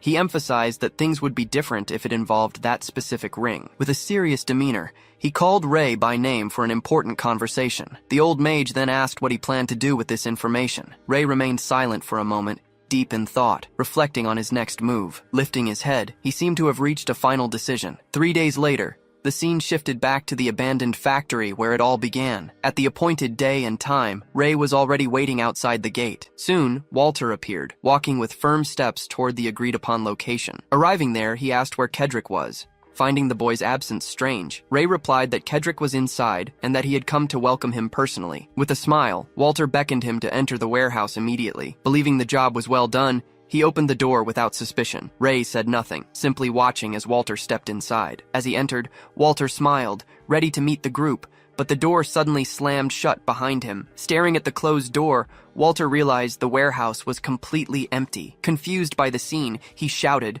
demanding to know what was going on. He spun around, realizing there was absolutely no one else in the building. But before he could react, he saw something rushing toward him. In a surprise attack, Ray lunged and struck with a knife. The blade nearly grazed Walter's neck, but he managed to block it. Walter demanded to know what Ray thought he was doing. Instead of answering, Ray simply concentrated a massive amount of energy into his hand. Sensing the energy, Walter was shocked to realize it was magic. Before he could react, he was nearly hit squarely by Ray's powerful strike. He dodged the attack, then drew his weapon, screaming at Ray and asking who he thought he was messing with. Realizing he was trapped, he bolted for the door, yelling that it was locked. Turning back to the boy, he demanded to know who he really was right then and there. With the dagger in hand, Ray simply spoke his target's name, Walter. Then, he revealed that he had come under orders from the boss to finally put an end to him. With a dawning smile, Walter realized Ray was an assassin sent to eliminate him. Laughing at the situation, Walter says he must already know about the magic circle. He then reveals the magic will activate exactly at 3 o'clock in the afternoon. Calmly,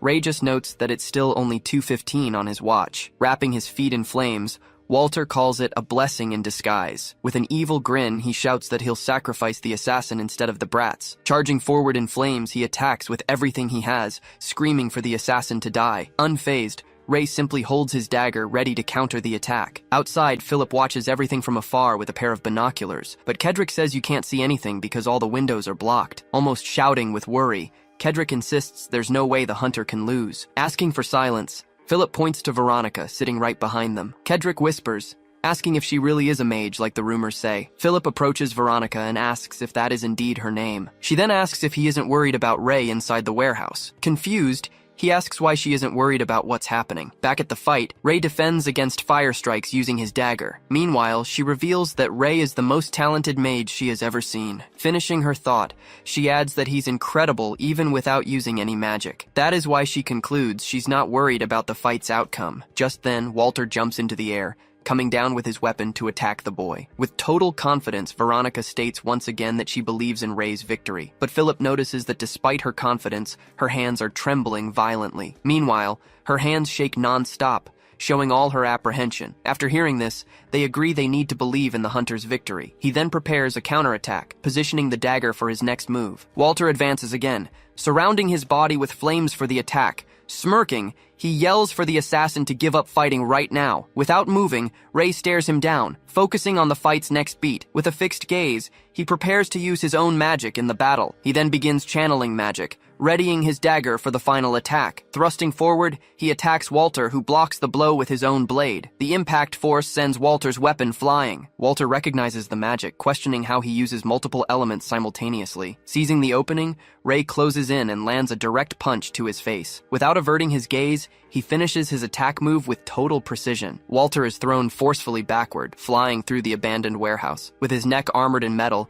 he screams at the boy, calling him a rat. Noticing his broken dagger, Ray realizes the ideal move would be using a magic circle. Walter then asks if he's just stalling for time for the circle on the ground. Revealing a circle on his chest, Walter prepares to use his own magic. He questions if Ray thought he would let that happen so easily. Using his magic, he summons a giant fire serpent to attack Ray. The creature looms over the boy, ready for the final strike. Taking a step back, Ray steadies himself on the ground, preparing his next action. Mouth wide open, the serpent charges at high speed toward him. Shouting, Walter says it's useless. The serpent won't disappear anytime soon. Just then, the ground cracks beneath his feet, showing the strength of his own magic. With a leap, Ray manages to dodge the serpent's attack by a hair, but the serpent turns quickly and attacks again, following all his movements. Pausing for an instant, he knows he needs to find a way to end this. He then realizes that Walter's movements are limited by controlling the flames, so he propels his body forward, cracking the floor with the force. Seeing Ray run toward him,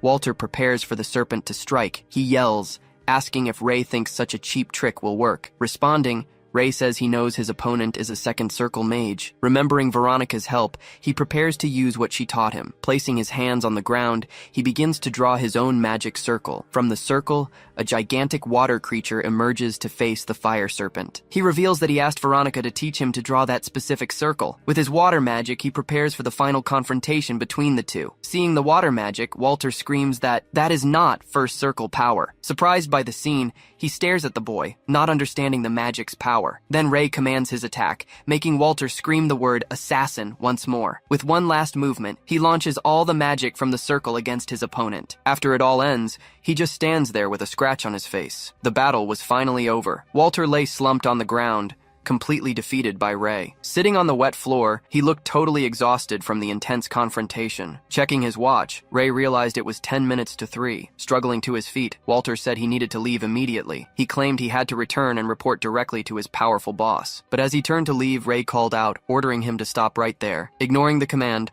Walter kept walking and grabbed the doorknob. Then Ray threatened to destroy the ring if he didn't step away from the door right now. Walter replied it was useless. The executive's items were totally different from normal ones. Needing to buy time, Ray asked who told him such a thing. He questioned if Walter really believed red stones couldn't be destroyed. Explaining the weakness, he said a combination of elements could crack the stone. With the ring in hand, he showed that the item could be destroyed easily. Hearing the explanation, Walter just gritted his teeth, seething with anger at the situation. Turning furiously, He threatened to rip Ray's limbs off before leaving. Unafraid of the threat, Ray calmly told him to go ahead and try. In a quick movement, Ray threw the ring high into the air, distracting his opponent. Sprinting at high speed, Walter rushed to catch the ring before it landed. Desperate, he threw himself onto the ground to grab the ring in time. With the ring in his hands, he prepared to use it, but Ray snatched it away. Walter was confused and watched Ray walk away. Yelling in rage, Walter got up, ready to attack the boy once more. But Ray threw a small sphere toward the center of the abandoned warehouse. He said there were still 5 minutes left, and that was fine by him. Walter realized he needed to catch the assassin and get the ring back. Suddenly, the magic circle on the floor began to activate, surprising everyone. Yelling,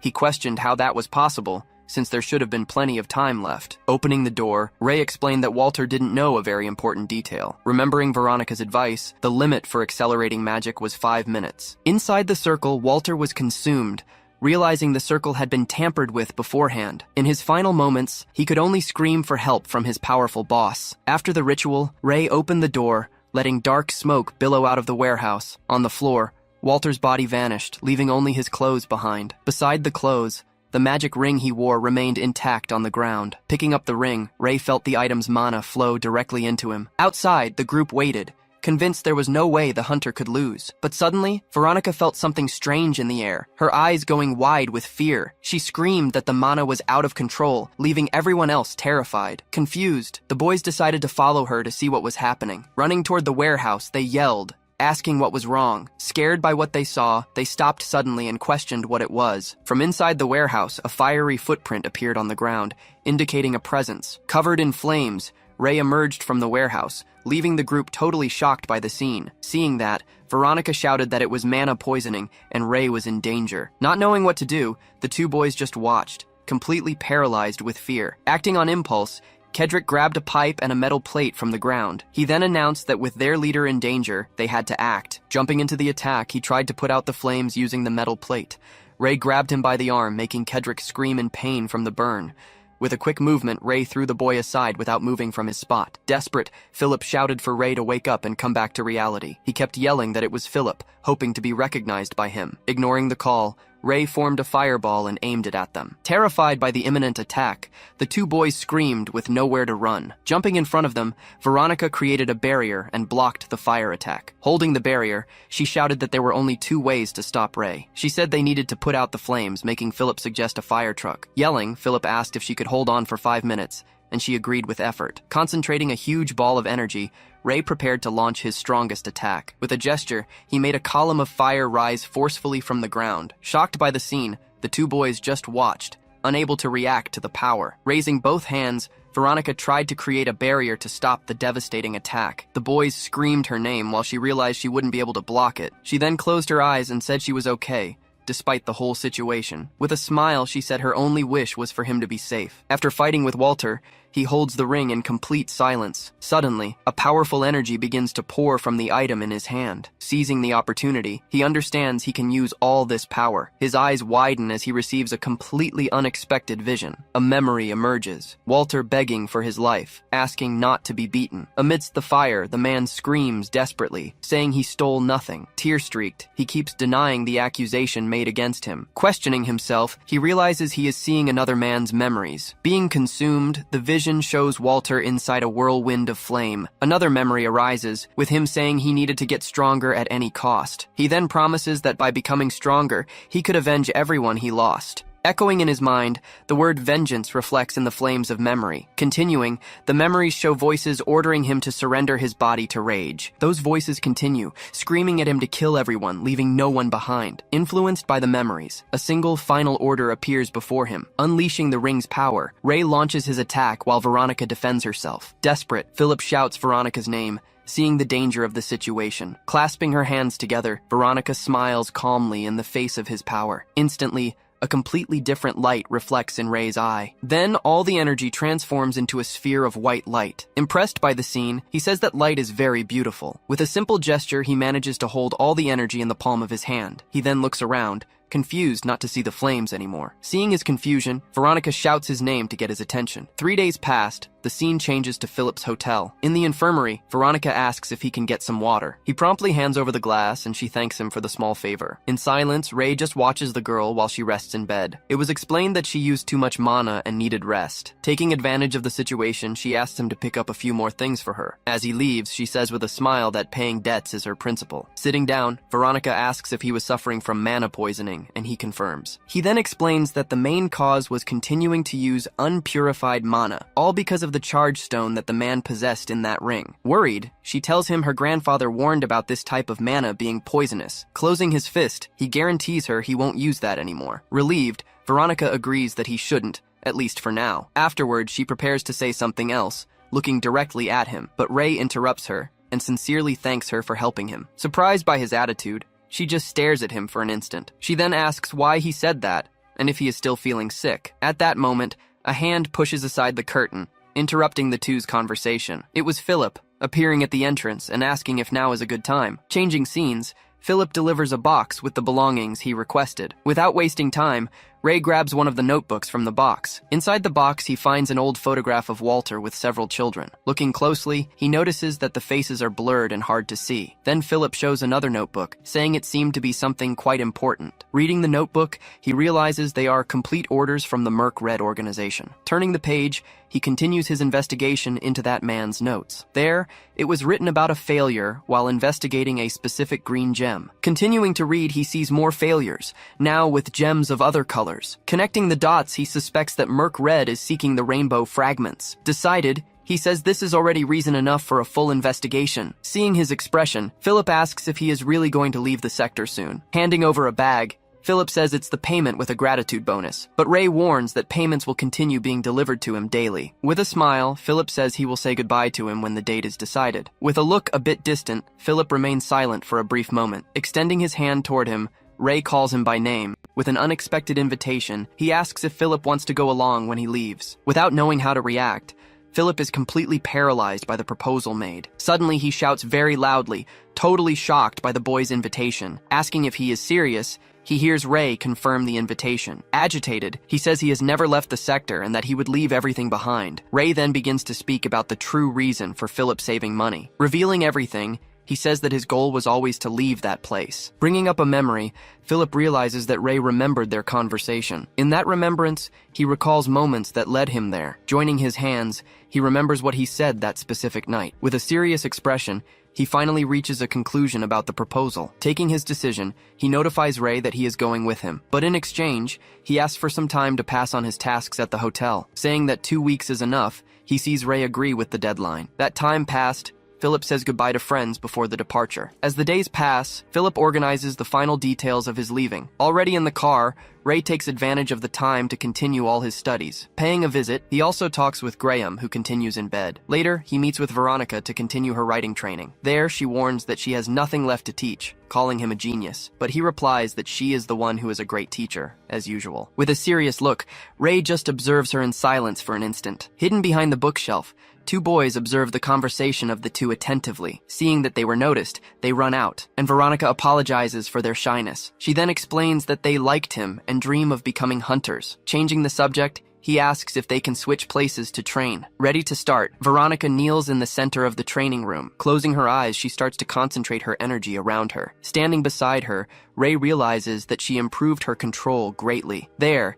he remembers that his only method was telling her to go faster. Concentrating all her energy, she focuses on the creation of her circle. Even sweating, she says that she still hasn't done enough to achieve the result. Having a memory, she sees her grandfather lying in bed without much time. But now, she understands that she has someone beside her looking after her. Tightening her own clothes, she repeats that she needs to go faster and faster. Because of this, she remembers the happy moments with all her family. Determined, she shouts that she wants to correspond to the expectations of them all. Suddenly, her mana circle finally starts to fill with power. With an exhausted face, she says relieved that she managed to complete the process. Seeing her tiredness, Ray puts his hand on her shoulder to support her. Then she bows, warning that she is fine and it was just the tension. He just stares at her, surprised by her reaction after the training. Holding his shirt, she thanks him for all the help he gave. Crying, she explains that she only succeeded because of his presence there. Without understanding anything, he observes the girl continue crying in front of him. There, he advises that she should show the circle to her grandfather. Running upstairs, she calls him by name, asking him to follow. Then she asks if he wants to go along, but he questions the reason. With a smile, she says she succeeded because of him and that they should go together. Pulling him by the hand, she guides him animatedly upstairs. While climbing, he observes her continue smiling during the entire way. Arriving in the hallway, the two stop in front of the room door. Without hesitating, she knocks on the door to announce that they arrived there. Opening the door, she warns her grandfather that she is entering the room. Excited, she calls him by name and starts to say what happened. But suddenly she stops walking and stays completely immobile in place. Seeing that she stopped, Ray calls her by name, looking in the same direction. There, upon looking inside, his eye widens at what he sees. Inside there, Graham was fallen over the table, completely without movement. Without moving, she only manages to whisper her grandfather's name. As the sun rose, a new day began in the city. Graham slowly opened his eyes. He had been unconscious for quite some time. Seeing Ray beside him, he commented that the boy had finally awoken. He asked how long he had been asleep. Ray replied that it had been 2 days. Realizing his own condition, Graham said he didn't have much time left and asked about Veronica. Sitting beside the bed, Ray just stared at the empty chair in the room. Graham remarked that she didn't have the courage to see his final moments. He then thanked Ray for accepting his request to learn magic. Ray replied that their interests had merely aligned at that moment. Calling the boy strange, Graham announced that this would be the final lesson. After thinking for a moment, Ray prepared to ask his last and most important question. With a serious look, he revealed that he couldn't feel any emotions. Unsurprised, Graham responded that he already had suspicions about this condition. Ray explained that he needed to focus just to feel a limited number of them. He questioned if it was a disease. Graham told him it could be a condition of the heart. Explaining further, Graham said that hearts could close off due to trauma. He then commented that Ray's case might be different because he was choosing emotions. Changing the subject, Ray asked what type of magic the old man had been using. He explained that Graham always understood his intentions without him needing to speak. Laughing, Graham was amused by the idea of that being magic. Revealing the truth, he said he was merely reading the boy's expressions. He pointed out that Ray had tiny reactions that even he didn't perceive himself. According to him, even the smallest reactions could be considered an expression. Offering advice, he suggested that Ray practice reading people's faces, but Ray replied that he couldn't differentiate faces. They all looked the same to him. Ending the conversation, Ray opened the door and left the room in silence. Standing at the top of the stairs, he looked down at the living area below. Downstairs, he found Veronica sitting alone at one of the bookstore tables. Calling out to her, he saw her lift her face,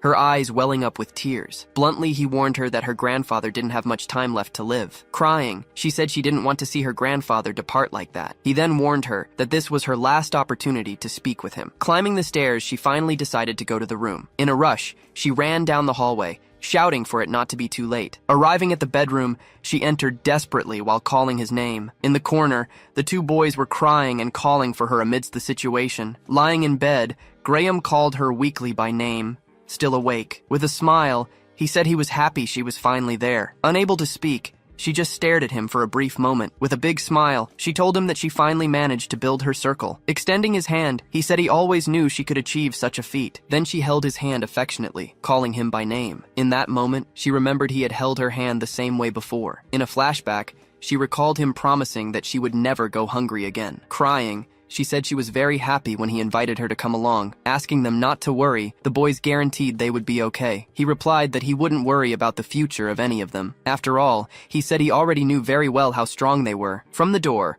Ray silently watched the final moment of that farewell. After some time, the scene shifted to a cemetery on a rainy night. There, it was explained that Graham was buried in the sector's largest cemetery. Back home, Veronica watched the two boys sleeping in silence. Then, Ray approached her while they both stood at the door. She thanked him, saying it would be hard to move forward alone. Observing her energy, he realized that Veronica wasn't crying. Without understanding, he questioned what kind of expression she was making. Then, he remembered the advice about not perceiving people's faces. According to the advice, he shouldn't view the face as a single thing. Instead, he needed to focus on each individual feature of the face. Putting the advice into practice, he finally managed to see her expression. Suddenly, a tear ran down his own face as he observed her. Touching the tear, he realized that he had also started crying along with her. Unable to handle the situation anymore, Veronica collapsed and fell to her knees on the floor. With her hand on the ground, she whispered her grandfather's name amidst her tears. Seeing her despair, he approached and embraced her to provide comfort. Holding her in his arms, he just watched her in complete silence. With his hand on her head, he kept trying to calm the girl down. Kneeling on the floor, He held her in a sincere and long embrace. As they departed, Jonathan shouted out. He told Philip he had to come back and visit someday. Packed and ready, Ray and Philip got into the car to start their journey. Checking the rearview mirror, Ray asked if Philip had told them the departure time. Sitting beside him, Philip confirmed it was set for 10 o'clock. In another scene, a surprised Veronica questioned the invitation to join them. Ray confirmed the invite was for her to come along with him and Philip. He thought about how useful her knowledge could be. Surprised, she said it was too sudden, mentioning she had her brothers to consider. But Ray assured her the hotel staff could handle everything. Offering another solution, he suggested Kedrick and his men could watch the shop. He asked her directly if she didn't want to leave that place. She asked if it was that obvious. Ray calmly confirmed it was. Stepping back, she said she needed time to think. Back in the car, Philip noted it was already 10 a.m. Wasting no more time, Ray shifted into gear. He said they had to go. In the distance, Jonathan watched the car leave, realizing they were really gone. Running frantically, Veronica screamed for them to wait. With all her might, she yelled, begging them to take her along. Seeing her, Philip said she'd been hiding and they should stop. But she shouted desperately,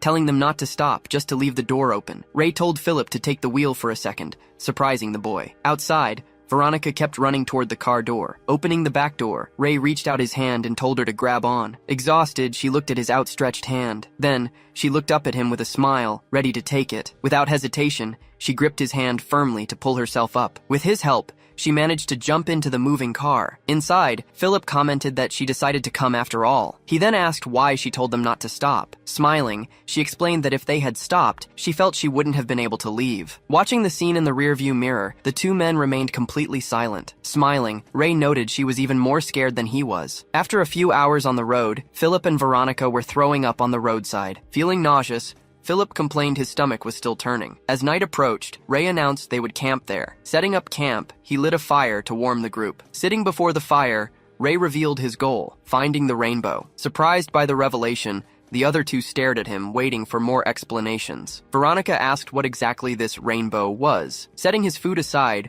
Ray prepared to explain everything in detail. Sitting nearby, Philip explained that the rainbow is a gem of infinite mana. Furthermore, Veronica confirmed that Merc Red is also looking for the fragments. Philip concluded their investigation would focus on that organization. He then warned that if they continued, their lives would be at risk. Offering a way out, he said they could turn back if they were afraid. Smiling, Veronica let him know she'd faced death a few times before. Philip volunteered to handle the finances, and Veronica volunteered for the magical aspects. Watching this, Ray realized the great courage his two friends possessed. Observing from behind, he understood their determination was much stronger now. Seizing the moment, Philip revealed his great goal was to find his mother. In a flashback, he recounted how she left for another sector to earn money. During that farewell, she asked him to wait, telling him she loved him very much. He said she promised to return, and that was why he was saving money. Hearing the story, Veronica began to cry. Ray told Philip to calm her down. Drying her tears, she revealed her goal was to complete her grandfather's research. According to her, the research was about the black rain, which causes many diseases. Determined,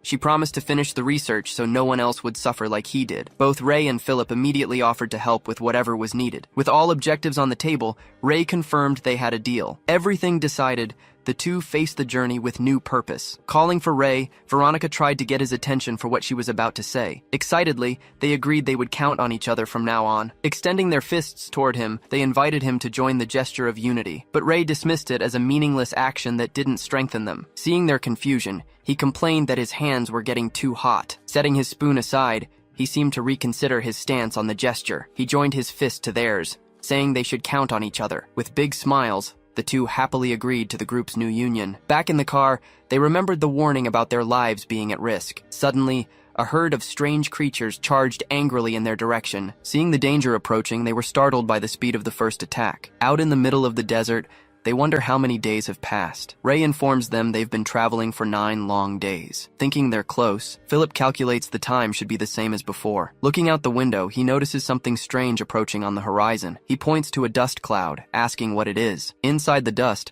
a herd of creatures advances with menacing looks. Desperate from the chase, Philip screams, not knowing what's happening. Veronica explains those creatures are called stone deer. Confirming what she read, she says their skin resembles a shell. Despite their appearance, she warns they are usually docile, but their migration pattern is wrong. Ray concludes something must have happened to scare the herd. With nowhere to go, he realizes they can't turn back or move forward. Then, he orders Veronica to prepare a complex defense around the car. Concentrating her energy, She begins creating the shield as instructed. Terrified, Philip shouts, warning everyone that the creatures have finally arrived. With no other choice, the deer advance and start attacking the car with everything they have. With a firm grip on the wheel, Ray prepares to face the herd head-on. Seen from above, the car is struck on all sides by the animals. Scared, Philip yells as the magical shield starts cracking from the blows. Ray tells her to use all her mana to strengthen the defense. With all her might, she screams that she's trying and the shield can't break. Eyes closed, she continues struggling to keep the barrier up. Seeing the situation, he realizes she'll run out of mana very quickly. Then, he asks if Philip really wanted to learn how to drive. With a determined look, he states, now is the perfect chance. Desperate, Philip takes the wheel,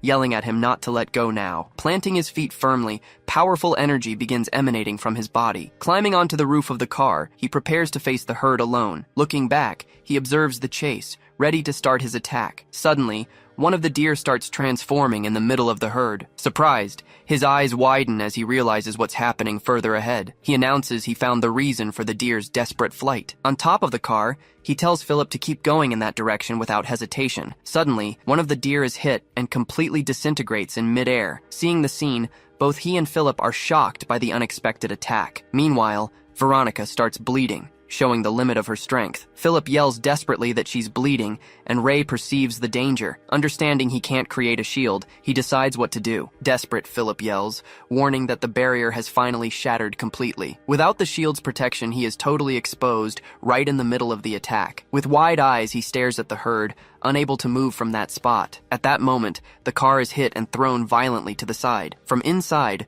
Veronica screams his name, terrified by the whole situation. Seeing only smoke, she says she can't believe what is happening. Shocked, her eyes widen upon seeing what happened to the car. Amidst the dust, Ray manages to get up after being thrown. Seeing he's okay, she screams his name in complete relief. With a serious look, he decides there's only one thing he can do. Using his ability, he reinforces the car with his metallization magic. He then orders Veronica inside, assuring her she'll be safe there. Then, he tells Philip they are close and he needs to keep going. Speeding down the path, they manage to pass through the herd of deer. After a while, he stops the car and asks if everyone is okay. Looking back, he sees all the deer fallen on the desert floor. Questioning if it was them, Veronica says their hides are too hard. Checking closely, he says Veronica is right and that they were shot. Analyzing the wounds, he wonders what children would be doing there. Suddenly, a man approaches from behind and asks if they are lost. With a smile, he asks where the adults accompanying them are. Looking closer at them, the man says he notices something interesting. Noticing the youth's faces, he comments that they are quite cute. Unfazed,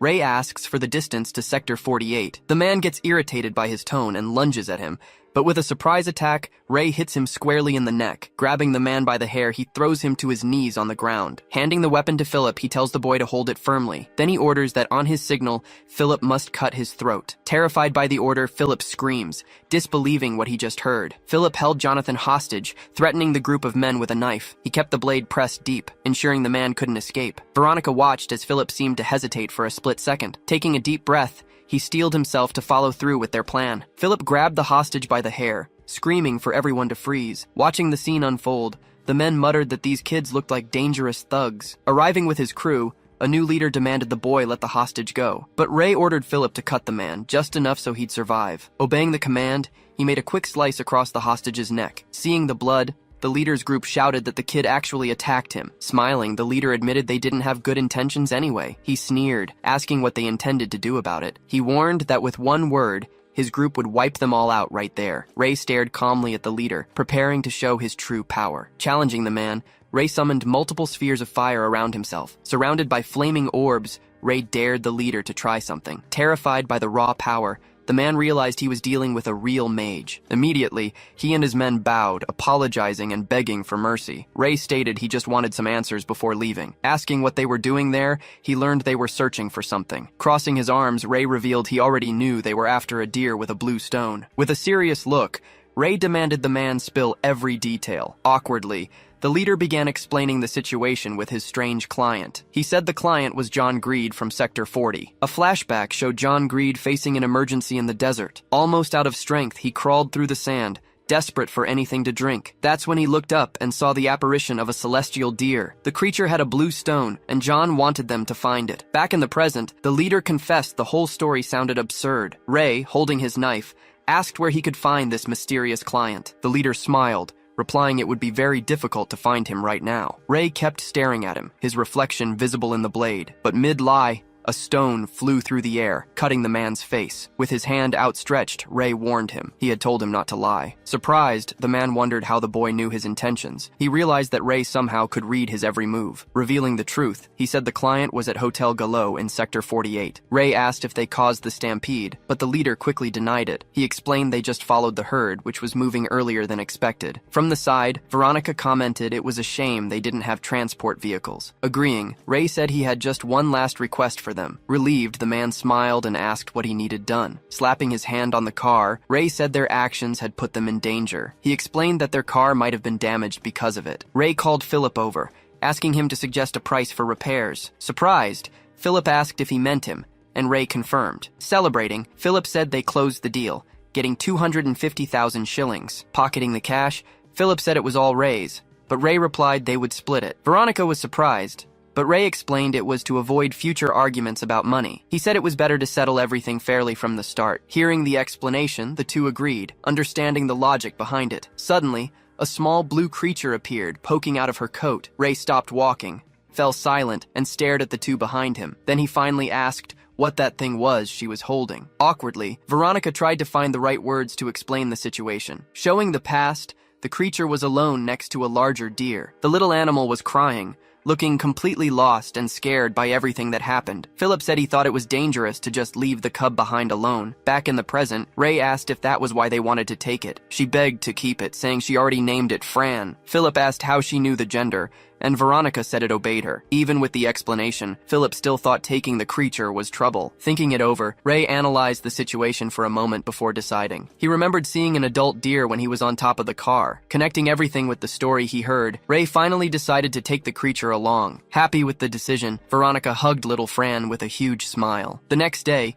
the group finally reached a new sector of the unknown city. Philip asked about Fran. Veronica replied that he was sleeping, well covered. Philip mentioned he'd locked the car and told them not to worry about a thing. Suddenly, two men appeared, blocking their path and demanding a talk. In an aggressive tone, one asked who gave them permission to be there. He then questioned if they had paid the toll to pass through that territory. Sometime later, the chaos in the street finally seemed to end. With the men already defeated, Ray asked who their leader was. He heard it was Renard. He sent a message for the leader to meet them at the Gallet Hotel on 22nd Street. As the men fled, Ray commented that this was already the 6th time. Veronica complained, wishing they would stop, but Ray didn't think that would happen. Analyzing the situation, Philip explained that gangs couldn't just ignore outsiders like them. Just then, Veronica pointed somewhere, seemingly having a new idea in mind. Inside a store, she explained that new clothes might prevent more fights. Agreeing with the idea, Ray also put on a formal suit for the occasion. Excited, Veronica asked Philip what he thought of her new outfit. At the counter, Philip asked to have their old clothes stored in the shop next door. Then Ray asked how he got a discount,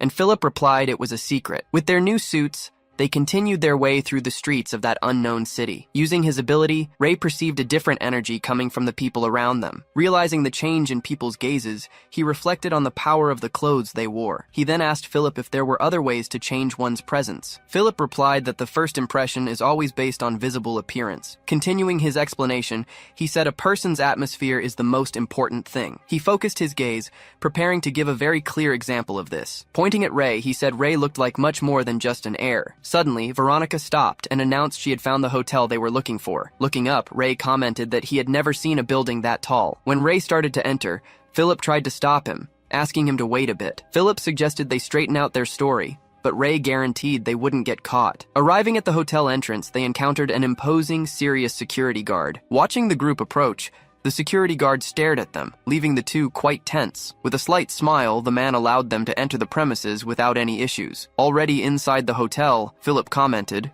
relieved, that the plan had actually worked very well. Then he asked how Ray knew the security guard would let them pass so easily. Ray explained that he hadn't felt any hostility or distrust coming from the man at the door. Going to the reception, Philip greeted the employee behind the counter. Asked what they wanted, he said they forgot their room number. When asked for the reservation name, he heard that their grandfather was named John Greed. Confirming the information, the man said the room was 207, and Philip thanked him. Following the hallway, they finally found the door with the number 207 engraved on it. As Philip prepared to knock, Ray praised his trickery in getting the information. Suddenly, a man opened the door, catching everyone by surprise in the hotel corridor. Telling them they had the wrong room, he heard Philip say the mercenaries had sent them. Explaining the situation, Philip offered help finding the deer they were looking for, but the man warned that the representative was busy and couldn't receive them right now. Realizing the situation, Ray prepared to use his skills to solve the problem. Using his vision, he managed to sense the presence of 4 people inside the room. Just then, the man warned he would use force,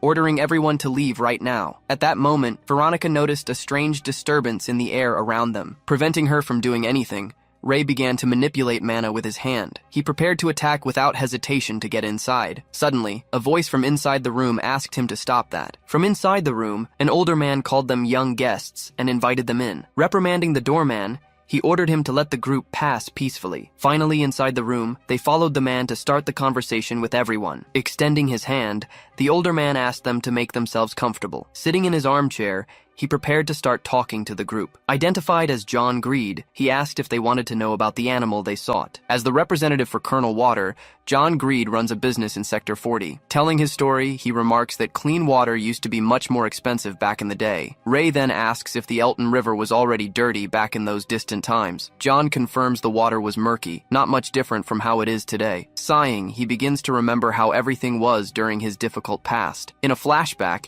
he reveals he was a nomad, expelled from the sector along with his people. Because of this, they wandered the desert, always searching for the next available oasis. With survival at stake, they depended on finding a new oasis to live. Seeing a companion fall, he hears someone say that this would be the end for all of them. But young John tells him it wasn't the end of the line just yet. Looking at his people, he promises he will find an oasis and return. Determined, he sets off alone on his journey through the vast, endless desert. After walking for a long time, he finally faints from exhaustion, collapsing onto the hot sand. Without strength, he tries to get up, but his body can no longer move. Exhausted, he remains lying on the desert floor beneath the starry night sky. Despite his exhaustion, he continues dragging himself across the burning sand of the endless desert. Completely drained of strength, his body finally collapses onto the ground, unable to move any further. Lifting his head slightly, he sees something falling right in front of him. That was when he looked up at the sky and saw a celestial deer magically appear. With a blue stone embedded in its forehead,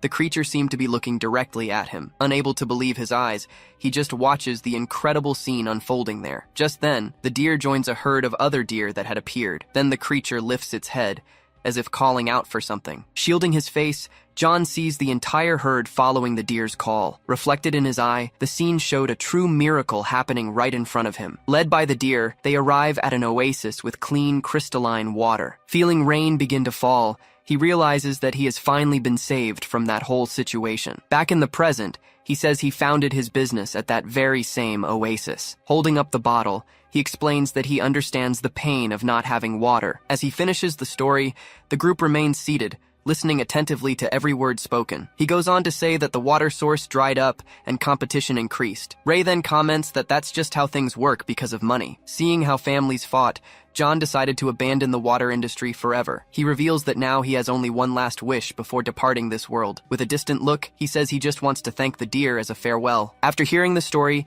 the group gets emotional and decides they will help him. Suddenly, Ray surprises everyone by saying they will help him in this search for the deer. Even with his friend's surprise, he confirms that he will find the animal for him. Appreciating the sentiment, John seems a little suspicious of the group's offer of help. Asking who they are, he hears Ray reply that they are just simple mercenaries. Ray's 2 companions are completely shocked by the lie he told. John Greed just listens to the answer, appearing to analyze the situation very calmly. At that moment, knocks on the door interrupt the conversation. Entering the room, the leader of the mercenaries says he needs to inform the representative of something. Seeing the group there, he realizes they have already arrived and told the story. Apologizing, the leader explains that he revealed the details, but John reassures him right there. Then John turns and asks Skyle for his opinion on the young mercenaries. Laughing, John remarks that it's not at all common to see mercenaries so well dressed. Skyle clenches his fist tightly upon hearing the representative's words about them. While the leader bows, John continues the conversation, unaware of the tense atmosphere. Adjusting his vest,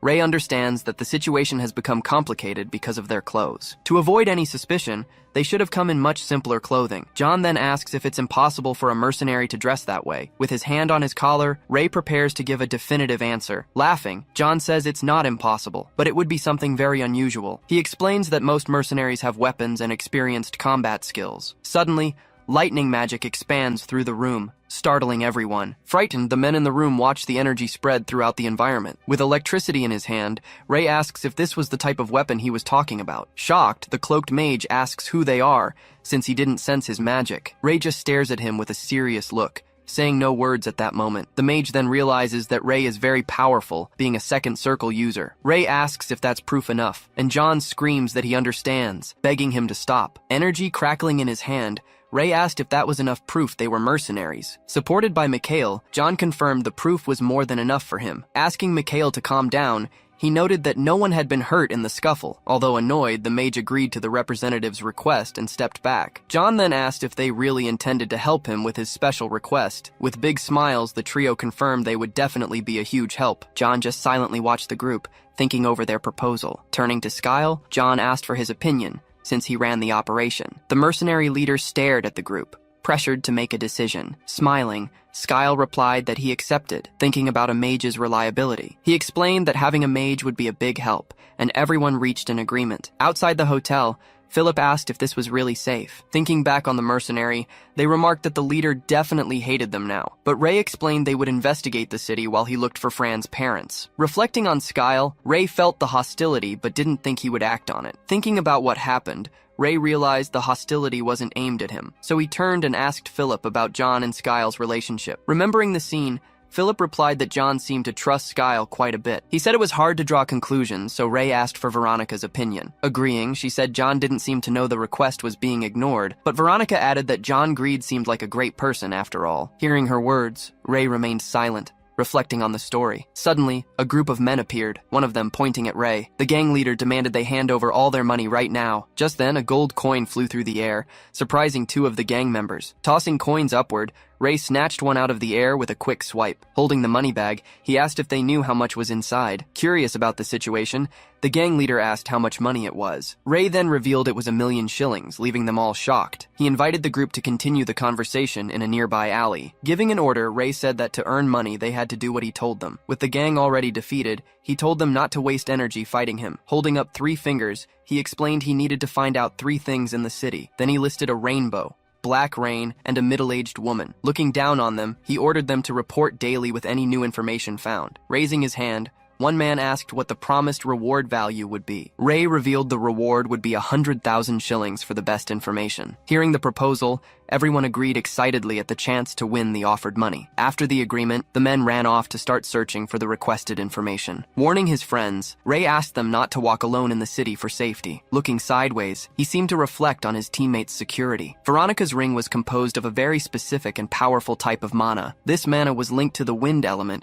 increasing speed and mobility. Furthermore, the ring's power also allowed her to summon the wind. If determined, Veronica could create wind blades to attack enemies. Looking at the two, Ray asked them to extend their hands toward him. As they joined fists, a magical seal appeared on each of their hands. With the mark now made, the 3 were connected by a special spell. Veronica explained excitedly that he had just used the Unity spell. She continued saying the spell allowed them to sense each other's location. Philip then commented that he couldn't use mana, but Veronica told him not to worry. Asking him to stay close, she got a little flustered in her explanation. Then Ray said he needed to go somewhere, asking them to go back alone. As they walked away, Veronica shouted, asking him to return to the hotel soon. Alone in the alley, Ray told whoever was hiding there to finally come out now. Coming from behind the wall, a voice said he didn't intend to keep hiding. Then Skyle emerged from the shadows, saying he was just waiting for the right moment. Ray stared him down, asking what he wanted to discuss. Smiling, Skyle said he wanted to talk about plans moving forward. Placing his hand on his chest,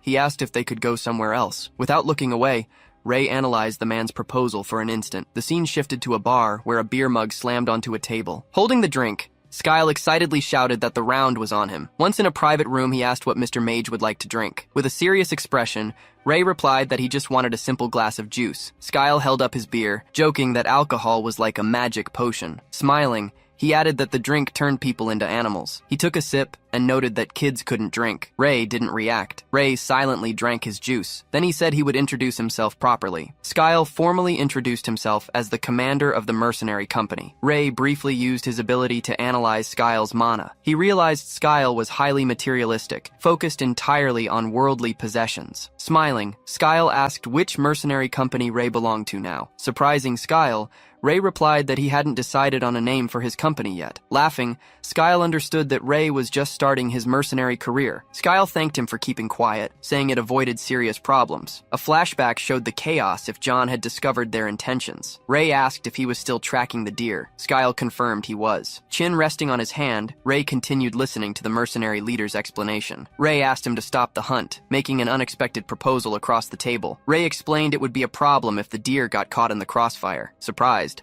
Skyle questioned what Ray had just said about their hunt. Then, with a smile, he asked for the real reason behind the request. Sensing hostility, Ray pointed his finger down, preparing an attack. He fired a spell that blasted the beer mug into pieces. With an intimidating look, he asked if Skyle had any complaints about the decision. Scared by the power, Skyle stammered that he had no problem with it at all. Composing himself, he said he was just curious about the motive. After the show of force, the man's hostility seemed to decrease significantly between them. Clasping his hands, Ray warned that the hunt could only continue after he left. Skyle agreed to the condition, saying it wasn't a hard request to follow. Ray asked when they were leaving, and Skyle said they could go tomorrow. Changing the subject, he invited Ray to eat at the best restaurant in Sector 48. Then he downed his mug in one gulp. With the table full of food, he offered to help register Ray as an official mercenary. Watching Skyle, Ray wondered how far the man's greed truly went. He considered using 5 million shillings as bait to provoke him a little, but he discarded the idea, realizing the risk of exposing his assets so openly. As he ate, he reflected on the flow of mana and its different uses. Watching Skyle, he questioned how mana flowed through human emotions. He wondered what would happen if he poured more mana into a container. With a flick of his finger, he manipulated the mana, sending it towards Skyle. He channeled energy into a piece of food Skyle was about to eat, but the attempt failed. The man was already full of other strong emotions. Making a fist,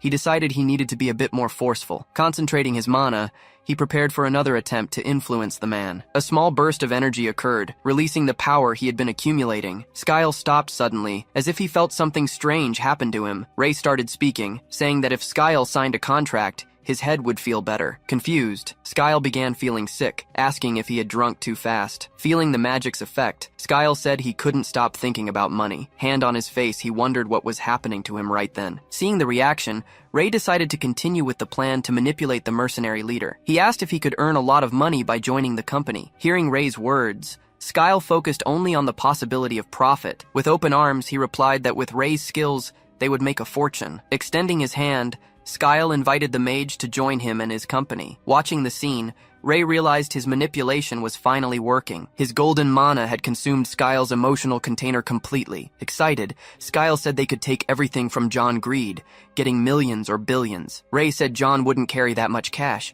suggesting it was somewhere else. Skyle then revealed the old man's fortune was in the underground Ignis Bank. He explained that with the company dissolved, the Ignis card was his only asset. Skyle asked how they would get the card, taking a paper from his inside pocket. Placing a photo of the deer on the table, he revealed his plan for the team. Looking at the photo, Ray recognized the creature as a stone deer, but he denied it, explaining that the one in the photo didn't have the jewel on its forehead. Asking if the photo was fake, he heard Skyle quickly confirm it was. Then Skyle said they would use the image as bait to get the card. Chin in hand, Ray continued listening to the mercenary leader's plan.